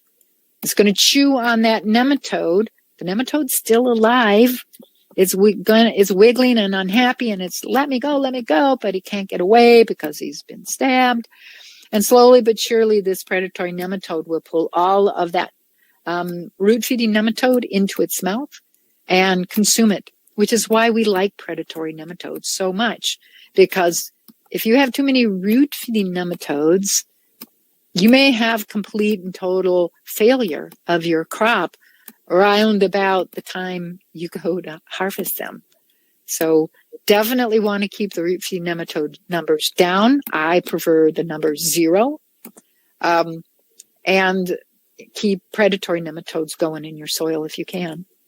Okay, going on. Root feeding nematodes. These are the bad guys in this group of nematodes. This is Pratolincus. This is some of the worst. Now, this doesn't go after cannabis that I'm aware of. It goes after grasses, garden vegetables, things like that. So spear at the, and David, if you can circle for me, the spear on the left-hand side, pointing left, and 2 great big knobs on the end of that. Yep, you got it right there.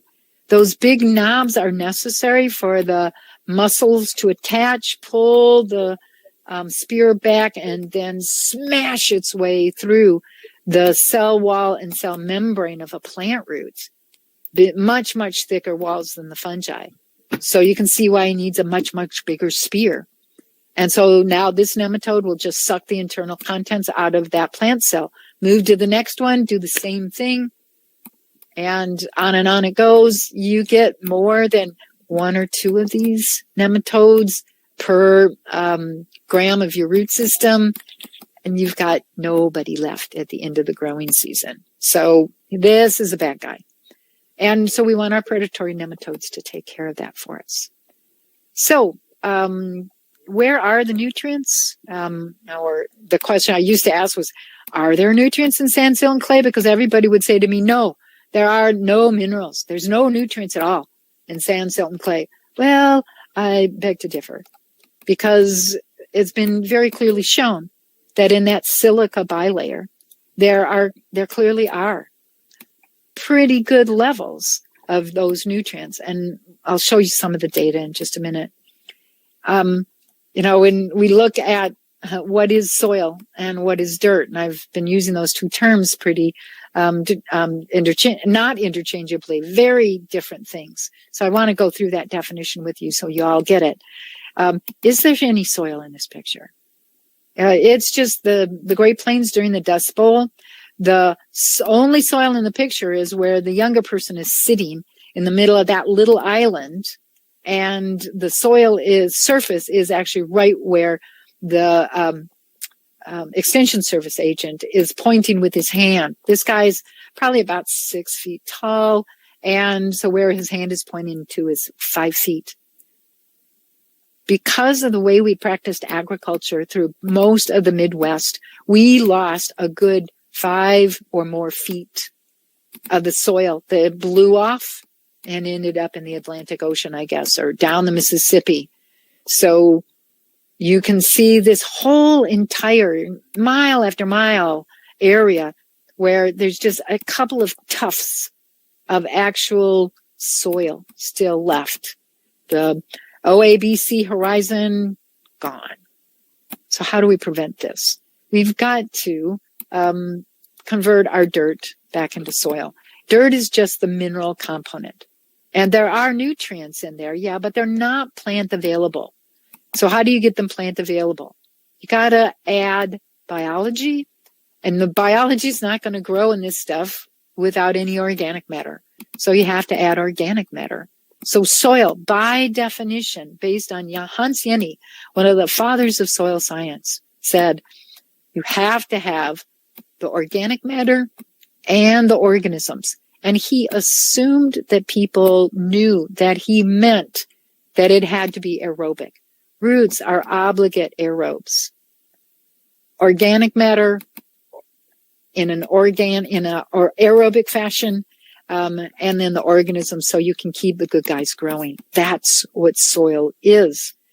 And so when we look at nutrients that are actually in soil, 200 milligrams per kilogram, parts per million, we've got more nitrogen in the soil than, the concentration is present that we should be able to grow any crop that we wanted, because, corn only needs like 450 parts per million of nitrogen.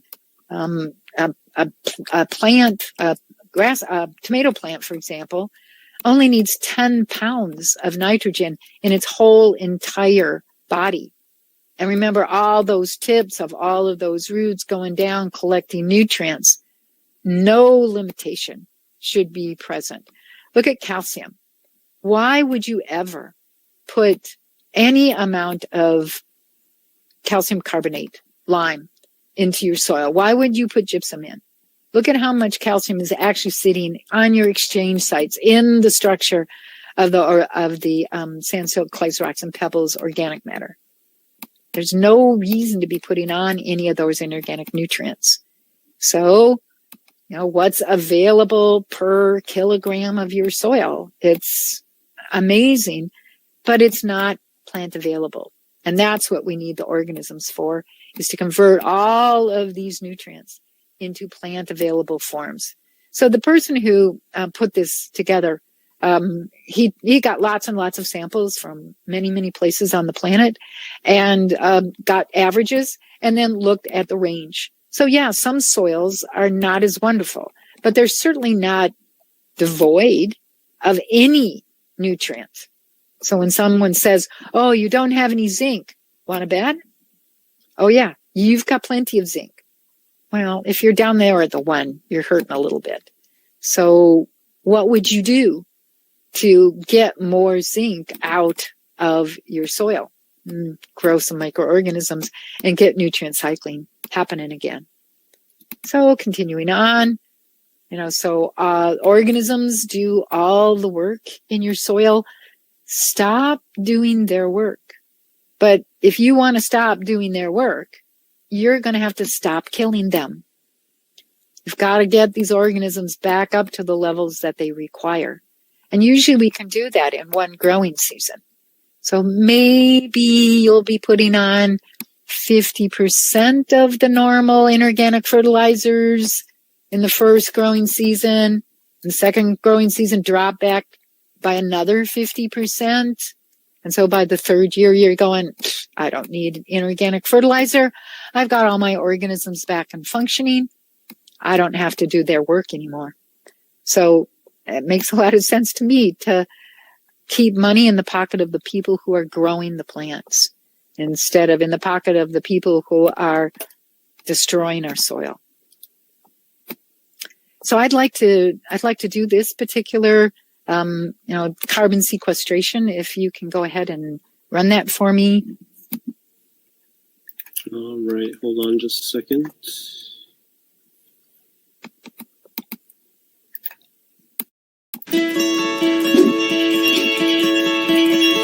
How is carbon stored in the soil? During photosynthesis, plants absorb CO2 and sunlight. They release oxygen and produce sugars, carbohydrates, and other long-chain molecules that are mostly made up of carbon atoms. Plants release up to 40% of these carbon-rich compounds into the soil as exudates to feed fungi and bacteria. They do so in order to promote growth in the populations of these beneficial organisms, as this will eventually result in a return of nutrients to the plant. Please watch the animation on nutrient cycling for further information. Fungi produce mushrooms on occasion, but that's just a small part of the way they grow. The majority of the fungus consists of hyphae, long, narrow tube-like structures that are made mostly of carbon. As a fungal hypha grows, it gets longer and branches off in different directions, looking for new food sources. Over time, its walls grow thicker and thicker, storing more and more carbon as the fungus continues to absorb exudates from the plant, and also organic matter in the soil. So how can this help in the battle against climate change? Well, the biggest single organism ever discovered on planet Earth was a fungus in Oregon that measured approximately the size of 1,665 football fields, and is somewhere between 2,000 and 8,000 years old. That's a lot of carbon being stored up for long periods of time. So you can think of this as a kind of carbon pump. Atmospheric carbon is absorbed by plants and pumped into the soil, where it is stored for hundreds of years by fungal hyphae. This process is known as soil carbon sequestration. How effective could soil carbon sequestration be in the struggle against climate change? Well, estimates vary, but here are some reasonably conservative numbers. Atmospheric carbon levels are currently just over 410 parts per million. That's totally off the charts when you look back over the last 450,000 years, as climate scientists have been able to do using ice core samples. This number has not been above 300 parts per million in that time. The red line on the graph is temperature change. As you can see, there has been a clear correlation between temperature change and atmospheric CO2 over the last 450,000 years. If the temperature continues to rise in accordance with current CO2 levels, then we're going to see some dramatic changes to our habitat. Just to put that in perspective, humans have only been on the planet for around 200,000 years, so we have never seen conditions like those currently being modeled by climate scientists. What is considered a safe level of atmospheric carbon? According to the United Nations IPCC, this is somewhere around 350 parts per million. That's around 60 ppm that need to be removed from the atmosphere, which equates to approximately 450 billion tons of CO2 equivalents. We're going to need this number in just a minute, so let's put it over in the corner here. How much of this can be sequestered into the soil? The answer is, we don't know. What we do know, however, is that it is possible to sequester in excess of 10 tons per hectare per year, and possibly as much as 20 tons per hectare per year, as demonstrated by Dr. David Johnson at New Mexico State University, who has been successfully restoring the soil food web. Yes, this is cutting-edge research, but with more investment, this could possibly become achievable worldwide quite quickly. Humans manage approximately 5 billion hectares worldwide, so based on 20 tons per hectare per year, that equates to 100 billion tons per year. Total greenhouse gas emissions for the entire planet in 2019 were around 37 billion tons. about 50% of emissions get absorbed by natural processes, according to research by NOAA, leaving around 20 billion tons in the atmosphere. So if we did nothing else but regenerated the world's soils, we could potentially sequester about 80 billion tons per year. 450 billion tons divided by 80 billion tons per year means that we could theoretically get back to 350 parts per million, the safe level, within 6 years, just by regenerating the world's soils. Of course, we cannot do that overnight. Allowing time for global implementation, 10 to 15 years is a more realistic time frame. If you factor in reductions in greenhouse gas emissions, the picture begins to look far more optimistic. The bottom line is that this could be a big piece of the puzzle when it comes to fighting climate change. For more information about the numerous benefits of the soil food web and how you can get involved, visit soilfoodweb.com.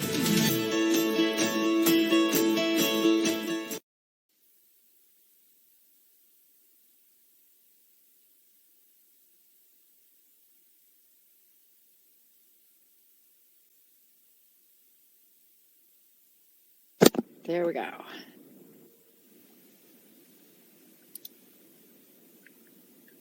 So especially when we think about the amount of carbon that they were counting in the last example, didn't consider that we can sequester carbon deeper than they accounted for in that example with the animation. Most people think that root systems of plants only go down 4 to 6 inches and then they go sideways. Even if our calculations in the sequestration animation that you just saw, we were looking at, I think, 2 feet that the root systems would go down. But now, take a look at, let's see, okay. How far down do roots go? So, there we go. That's what I wanted to show. This is a typical grass, grass growing in a really good, healthy soil. And you can see how far in one growing season. So this was planted by seed on July 15, and then it was harvested. I'm missing parts of this. There we go. It was harvested on November 6th. So it was not that old, a grass plant. We had to take a PVC pipe, pound it into the ground, and then use a great big lift to be able to pull that out of the ground. We cut the PVC pipe off, sprinkled it with water so you could see the roots. And so what you're looking at there are the roots. This is Hendrikus Schraven. He did most of the work, really, on this experiment. And he's showing, he's about a 6 foot tall person. And so if he's holding it just above his waist and the roots are touching the ground, that's at least 6 foot depth of, sorry, not that much, about half that. So we've got about 4.5 feet worth of root system there. So we should double the values that we gave in the animation, because root systems routinely go much, much deeper if we have proper biology in the soil. So how about if we look at grasses in general from the Great Plains? This is from before the dirt bowl, the dust bowl. How far down do the roots of these different grasses go? And you can see there's a lot of variability. The most productive grasses tend to have the roots deeper down into the soil. It's not a perfect correlation, but in general, that's probably true. And so when we're looking at some of these grasses, those root systems are down at 15, 20, 25 feet. So how deep do roots actually go? Well, how stressed is your plant? If we get a really good food web back into these soils, could we get deeper root penetration? Undoubtedly we could. So we've only begun to try to understand all of this kind of work.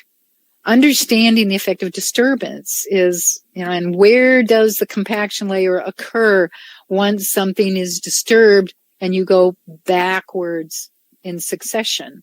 So very fungal dominated system with the conifers, with the shrubs. As disturbance starts to happen, you kill off that fungal biomass and you're left with kind of equal biomass. So things like row crops and grasses are going to be chosen here. Keep going backwards. You get to broccoli, cole, kale, mustards, and finally to bare soil.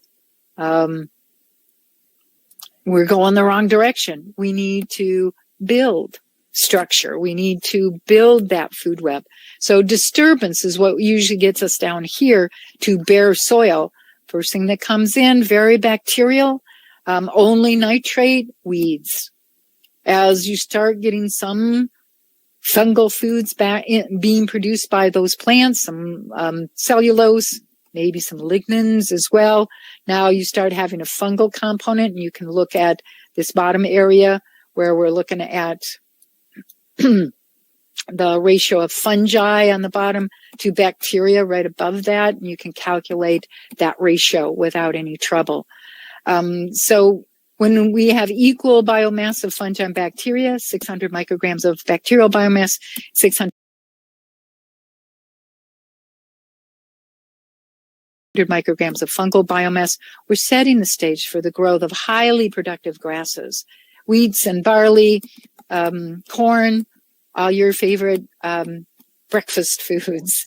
And you keep pushing that more and more fungal because, of course, those highly productive grasses have way more cellulose and lignins and terpenes in them, all fungal foods.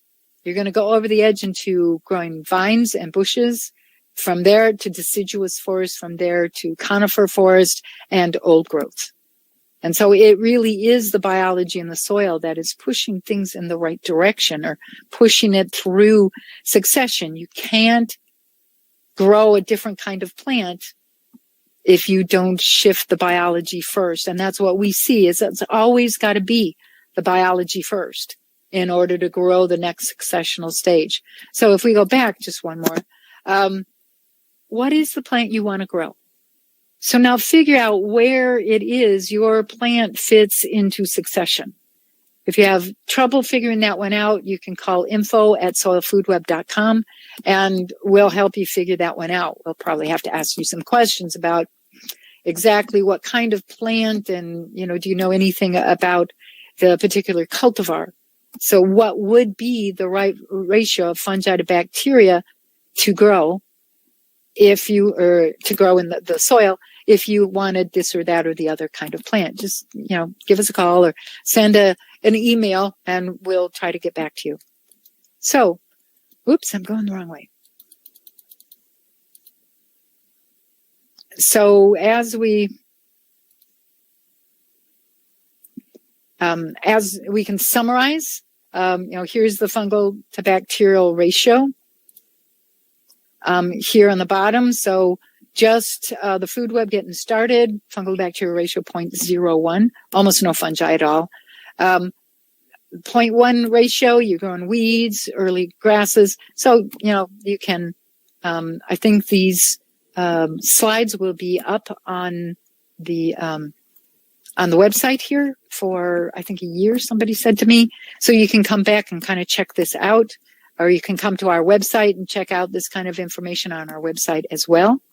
So why isn't everything an old growth forest if what we're doing, Mother Nature is building, and why aren't all the parts of the planet here? Well, I think you can probably answer that really well. It's disturbance. Now we've seen a little bit of that in California this year, haven't we? Volcanoes and insects, plagues coming across, floods, herd of cattle. Think about bison. What kept the Great Plains a grassland? Well, if every 15 to 25 years you had a herd of buffalo 15 miles long and 5 miles wide run over you, it would take you a while to get back to being a really highly productive grassland. And then guess what happens? Back comes the buffalo herd. So how far back does that disturbance push you? And then Mother Nature starts to rebuild. And then maybe another disturbance comes along. Now you start growing it back out, and then another disturbance, and then grow it back out, and now another disturbance. Talk about yin and yang, right? Everything has gone through massive numbers of those kinds of changes. So another 10 minutes. See if I can do this. So I promised I'd talk about compaction, and I'm sure you can see where the compaction layer is in this particular picture from the fact that this used to be a housing development, and the grower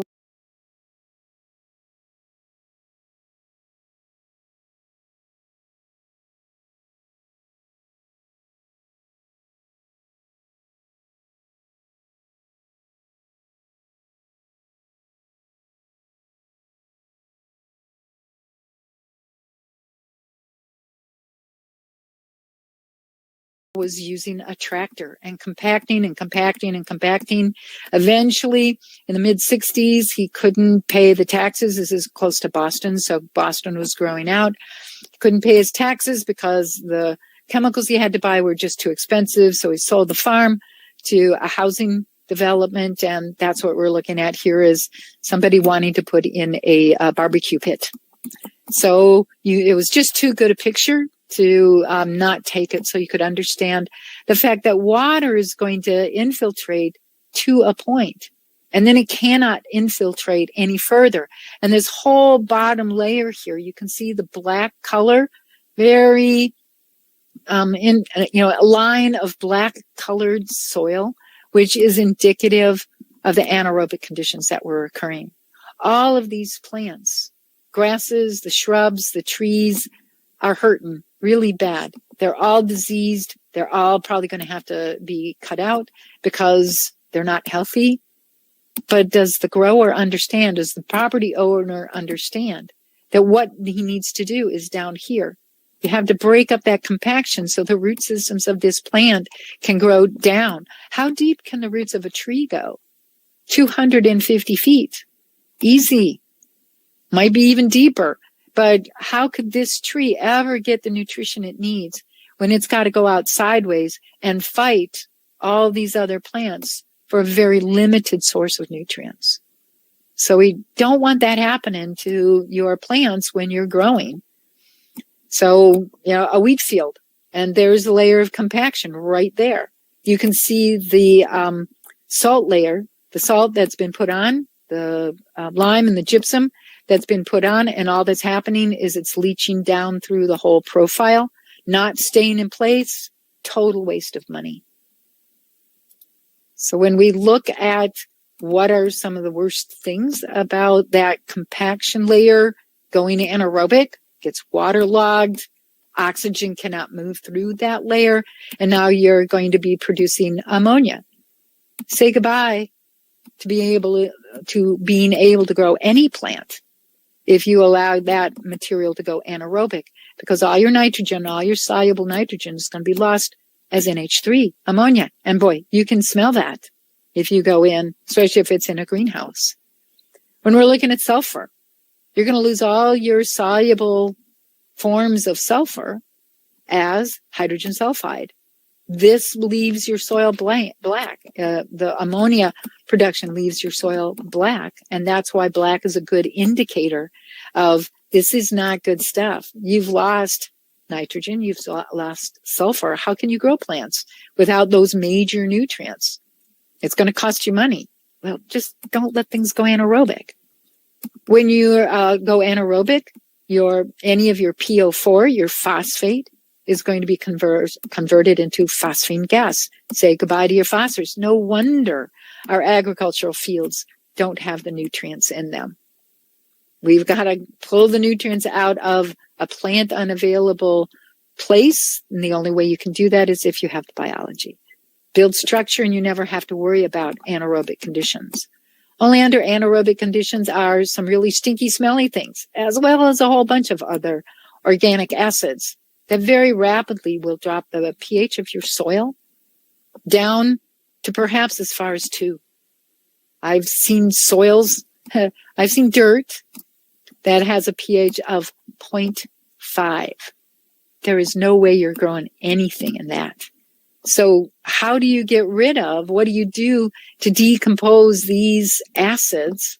And you can smell them. You can smell the vinegar. You can smell the sour milk, rotten egg kind of smell, vomit smell, putrescine, from decomposing flesh. That's that smell. And think of a mixture of all these. Isn't that pleasant?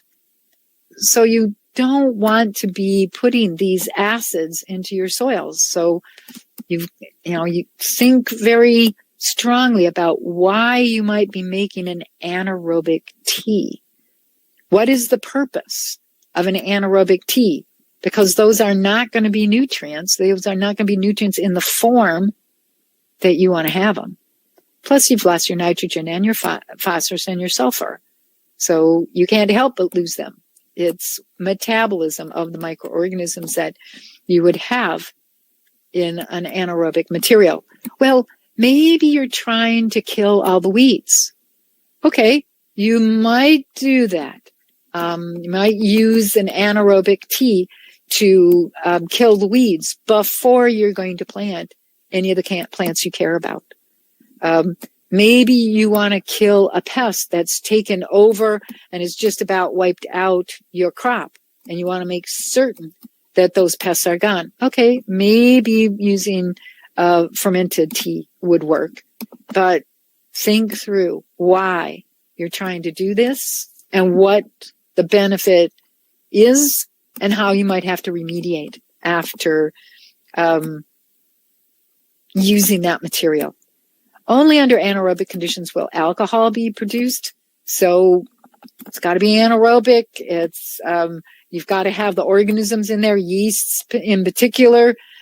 So as alcohol is made, 1 part per million alcohol solubilizes any plant cell wall. And so if you've put in those organisms that will make alcohol under anaerobic conditions, you better not let anything go anaerobic after that, because you get up to a high enough temperature and alcohol is going to combust. So most of the time when you have anaerobic conditions occurring in your soil, you're getting an alcohol concentration around 25 parts per million. And 1 part per million will kill your plant roots. Formaldehyde. What's the effect of formaldehyde? Only produced under anaerobic conditions. So, any formaldehyde being formed. What do we use formaldehyde for? We use it as a preservative. Great. Preserved roots. What are they going to do for you? Not much. Phenols. There's a whole bunch of highly toxic phenols. So, lots of bad things. Be careful when you do something, when you're going to use an anaerobic material around any of these plants, because it's ultimately you might be very unhappy. Ultimately, if you really come back in right away with a really good aerobic brew, okay, you probably could turn things around rapidly enough. I just wanted to show you, some success trials. We have the success case studies on our website. We're putting more and more information in there so that you have more and more examples of what this is doing. Getting the right biology back in here. So all these different vegetables. The first column gives you without any additions to that soil, so the control. The second column was using a commercially anaerobic compost. And the third was a biologically active compost. When you compare the scenario 1 with scenario 3 with scenario 1, this is hard to read, you can see how much improvement the good biology had for growing all of these different kinds of plants. 175. I think maybe someone's trying to tell me it's time to quit, because we certainly did go backwards. And there we are. Thank you. So you can see the different improvements in 586 and things like that. So going back. So I think that's about all I wanted to cover with you. And I can't go forward.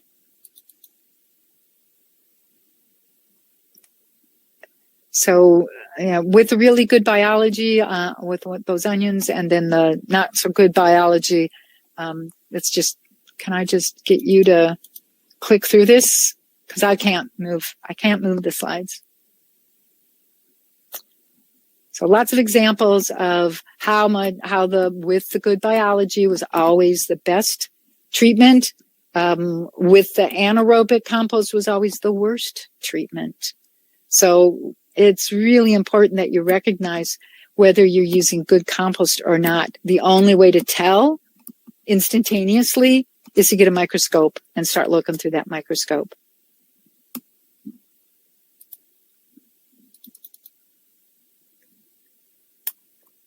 Just keep going. I've shown these pictures to people here before. So Keisha and Casey, Casey Ernst and Keisha Wheeler, they have their composting operation,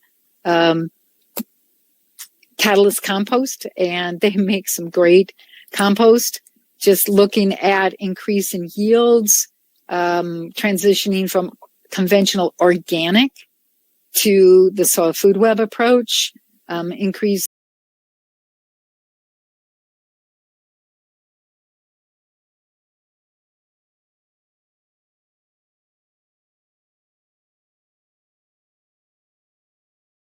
significantly.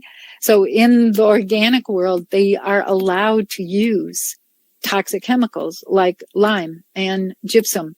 They can go ahead and use some organic pesticides.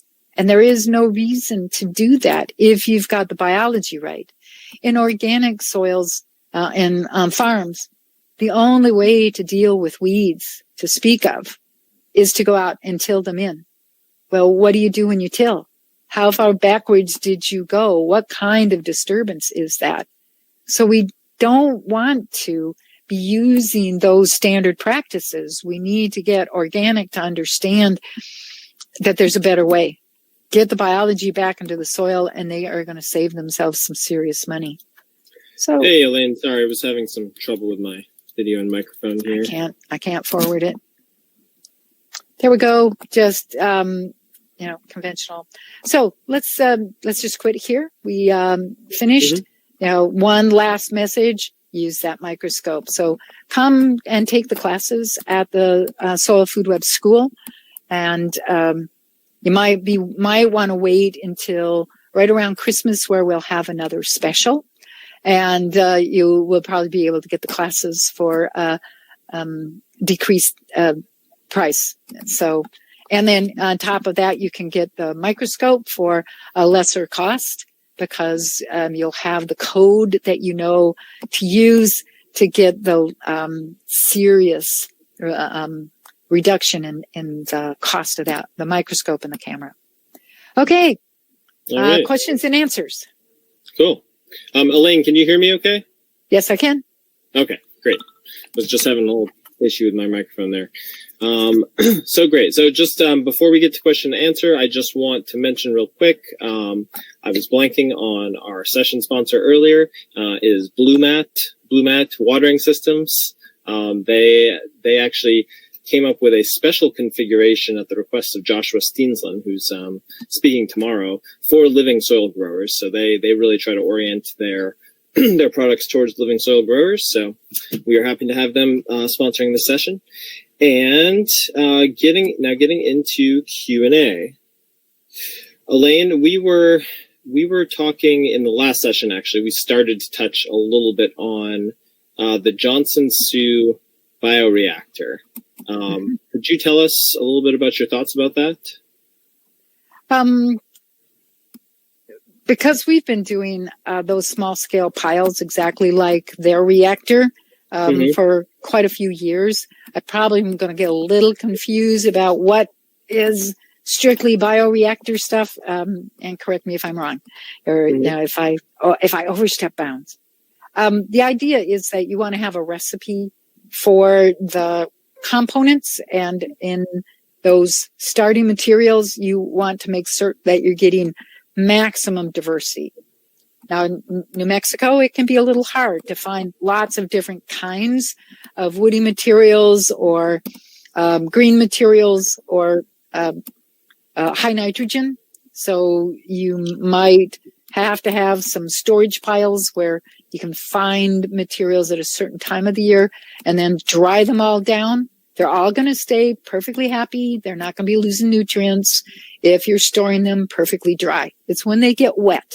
That's when the problem happens. So in your starting materials, particular recipe, generally somewhere around 10% high nitrogen, except in the winter where you will increase the high nitrogen to about 20%. High nitrogen, 30% green material. And a lot of that can come from food waste. Have your friends collect their waste material. The easiest thing to do is for them to just put it in a bag and stick it in the freezer. So you're going to have enough green material to put into the bioreactor. And then the rest of the compost is made up with 60% woody material. And you don't want big, massive, huge chunks. You want like maybe 1-inch chunks. So you have a lot of surface area for the fungi to be able to chew up those chunks of woody material in time. Now, generally, because in the part of the world that the Johnson-Su bioreactor, where they're doing it, we're using it, the wire frame, and it's hardware cloth that wire frame is made out of. And I want large enough opening sizes so I can stick my hand through the mesh and be able to retrieve things without having to dig down the side. But what they always do is put weed cloth on the inside, something to prevent evaporation. And so that goes on the inside of the wire frame. What we find in Oregon or in wet climates is that is not a good idea. When we're getting this much rain, we don't need to have a blockage of evaporation. But when you're in these semi-arid, dry areas, you do. Anytime we've made compost in like Saudi Arabia or Dubai or wherever, we always put that cloth on the inside to prevent as much evaporation as possible. And then you want to be measuring temperature in the middle of the pile, making sure that it's not your high nitrogen hasn't. And quite often, sorry, I did mess up a little bit. I think the Johnson-Su reactor, they don't put very much high nitrogen at all because this is more of a static pile from their point of view, where we're going to go for thermal pile because I would like to have my compost finished in 3 weeks and have it usable.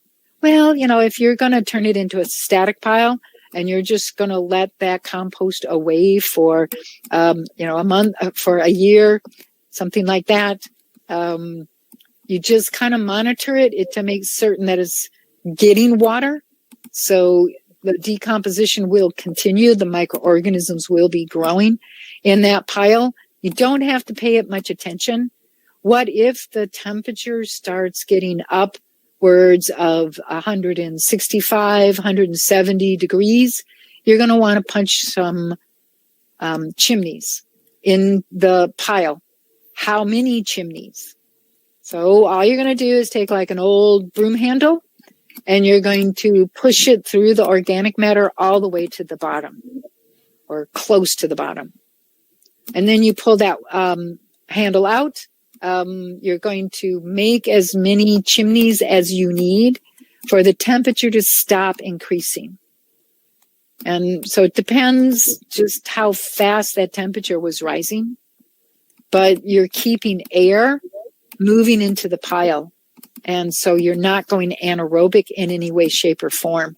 So if you walk up to your pile and you smell the bad smells, get some chimneys in there, get the oxygen down through the pile, one in the center, maybe 4 halfway between the center of the pile and the sides of the pile. If the temperatures keep going, if it keeps smelling bad, you just put in another ring, another round of the chimneys, so that you're not having to turn your pile, but you're keeping it aerobic. Does that answer your questions? Well, that I think so. That answered probably a lot of questions for people. That was a great explanation. So, so one more quick thing. I think everybody was kind of on the edge of their seats, hoping you would tell us what the ideal fungal to bacterial ratio was for the cannabis plant. Where does it fit into that assessment? Very good. What we see is most of the time, if you want to kind of concentrate on the love it when the brain goes help. There's CBD and what's the... Oh, THC? Thank you. This is what happens when you're 68 years old. The gaps in the... Darn, you can't get the word. So when you want to push towards a little bit towards THC, what you want to do is have that fungal to bacterial biomass ratio probably about 0.8. So 0.8 units of fungal hyphae for every 1 unit of bacterial biomass. So, that's where you want to aim. It's a little bit more the really rapidly growing, get things cooking really fast, and that seems to select for the THC. Now, if you really want to concentrate on the CBDs, you want to go a little bit on the fungal side. So you kind of slow things down a little bit. You're giving more time to build those more complex structures. And so you'd want to have 2 times more fungi than bacteria, something in that range. So there you are on the levels of the fungal to bacterial biomass ratio. Great. All right. Well, we've got a lot more questions here. Probably won't get to, sure we won't get to all of them, but we're going to start with the ones that have the most votes. So first is what's the best way to introduce nematodes into your soil food web? What you want to do is find a place where there are a lot of nematodes, either someplace in your environment, because you want to be extracting indigenous organisms. We don't want you buying something from, Texas and bringing those nematodes up to Oregon or California or some other part of the world and putting in nematodes that can't survive under your conditions. So you want to get local indigenous ones. Maybe you can find somebody who has good compost. So that's something that Keisha and Casey do a great deal of the time. I know there are several other composting operations that are starting up that are going to have, their goal is to make very good biocomplete compost. So you'll want to be keeping track of them. And we try to keep track of who's making the really good compost and who has some really good compost left to sell. So you might try info@soilfoodweb.com and see if we know anybody local to you that is making really good compost.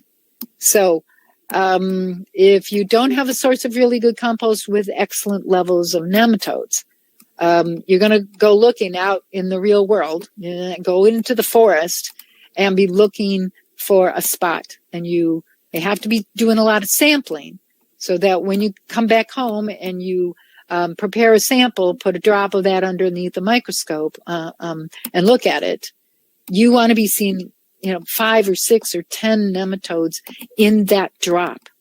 You want to be looking for whether they're bacterial feeders, fungal feeders, predatory, or whether they're root feeders. And then you would not go back to that spot and collect. So when you find material that has a good concentration of the beneficial nematodes in it, what you want to do is build something that's called a Tolgren Funnel, Tulgren. And so you can go on and Google Tolgren funnels, and they'll go back through this, how you build them. Basically, you go to the store and you're going to buy the funnels that you use for putting oil into your car. You want to make a stand so that the funnel will stay upright. You want enough distance between the bottom of the funnel and the tabletop so that you can put a cup or something to catch water as it comes out of the Tolgren funnel.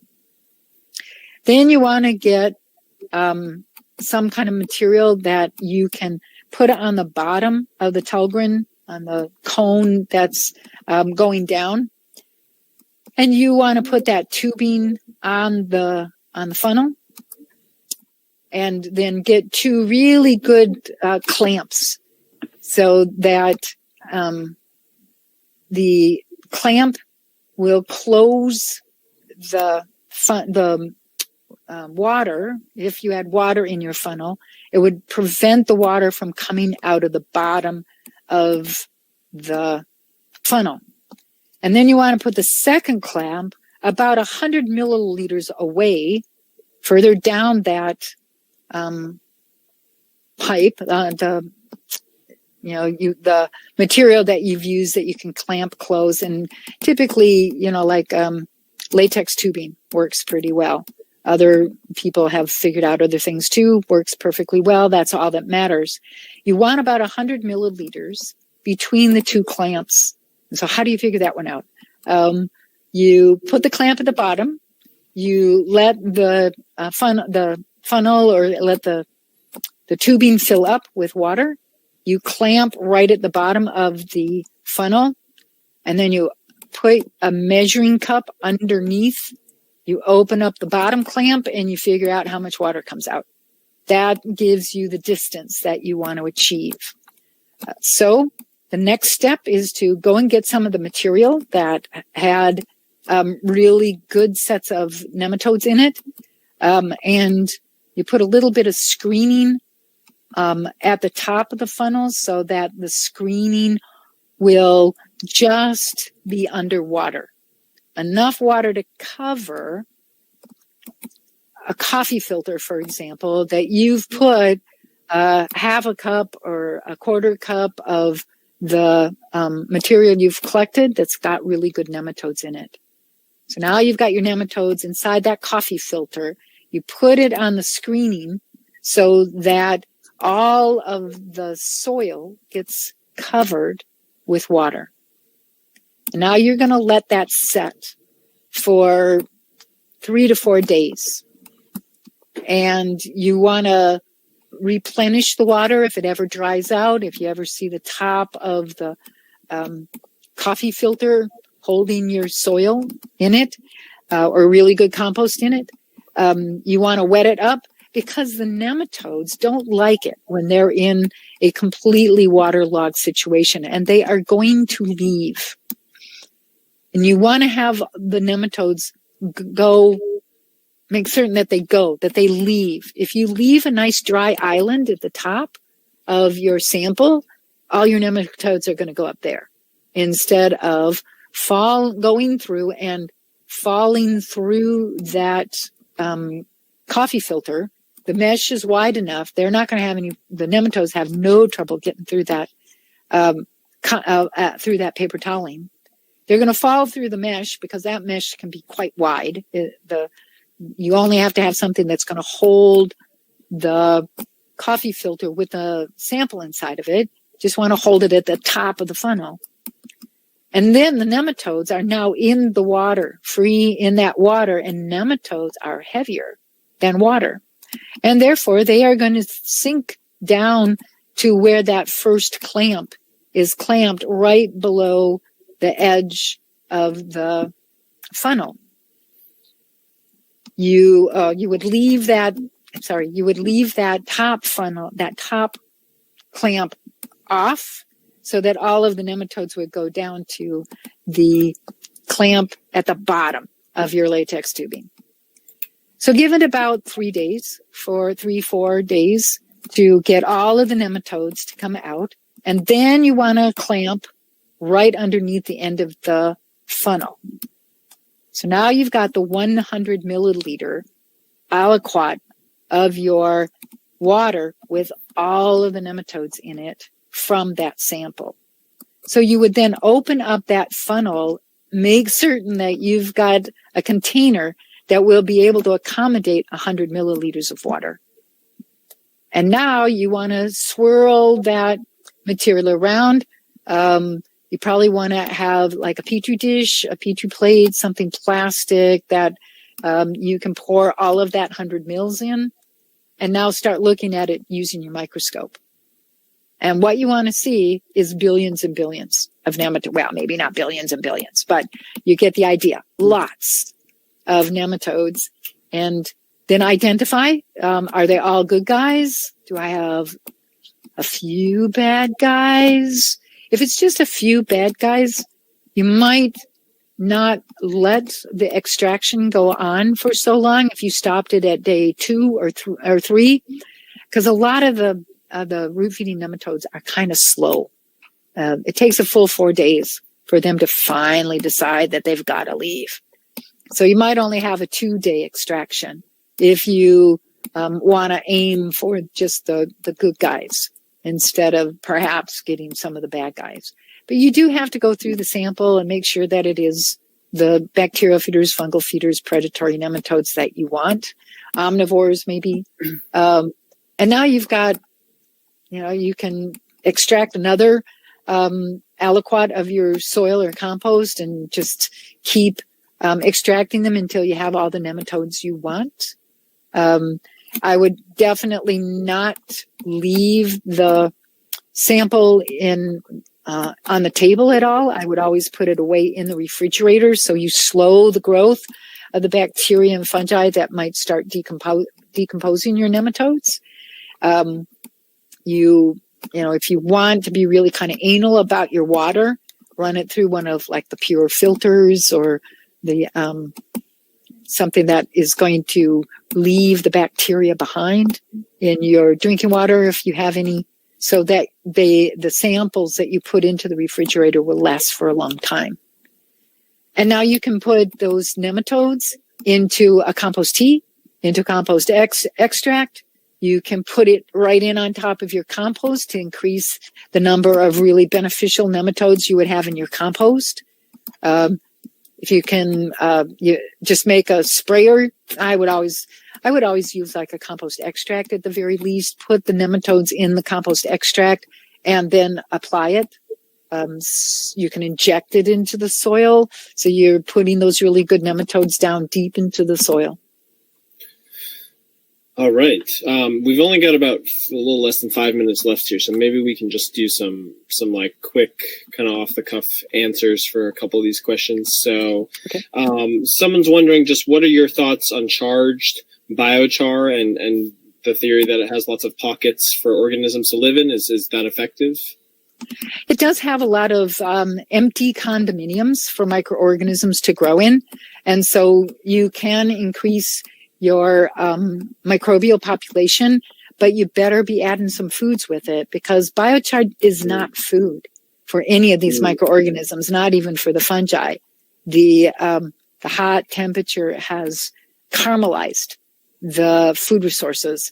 So it's condos, but you're going to have to put some food in. And, you have to put some organisms in as well, because the temperature at which the biochar was cooked meant all living organisms were blown off as steam.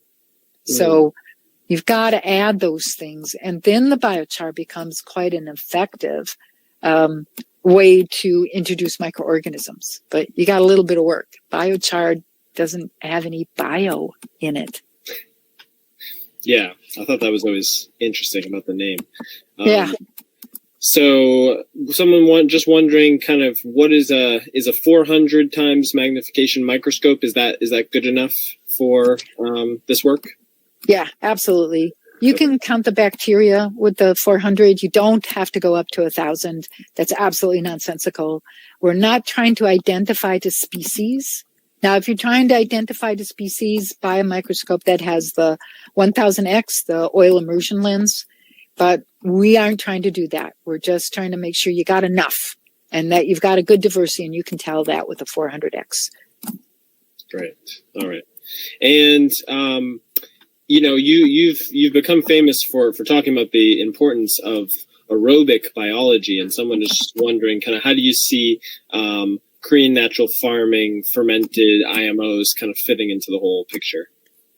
Yeah, the anaerobic ones, you got to be careful with that because, again, if you're putting it into a system that has a whole bunch of pests and problem organisms, okay, I'll give you that you can have some really good effects there. But once you've wiped out all the pests and problem organisms, you don't want to keep using something that's fermented.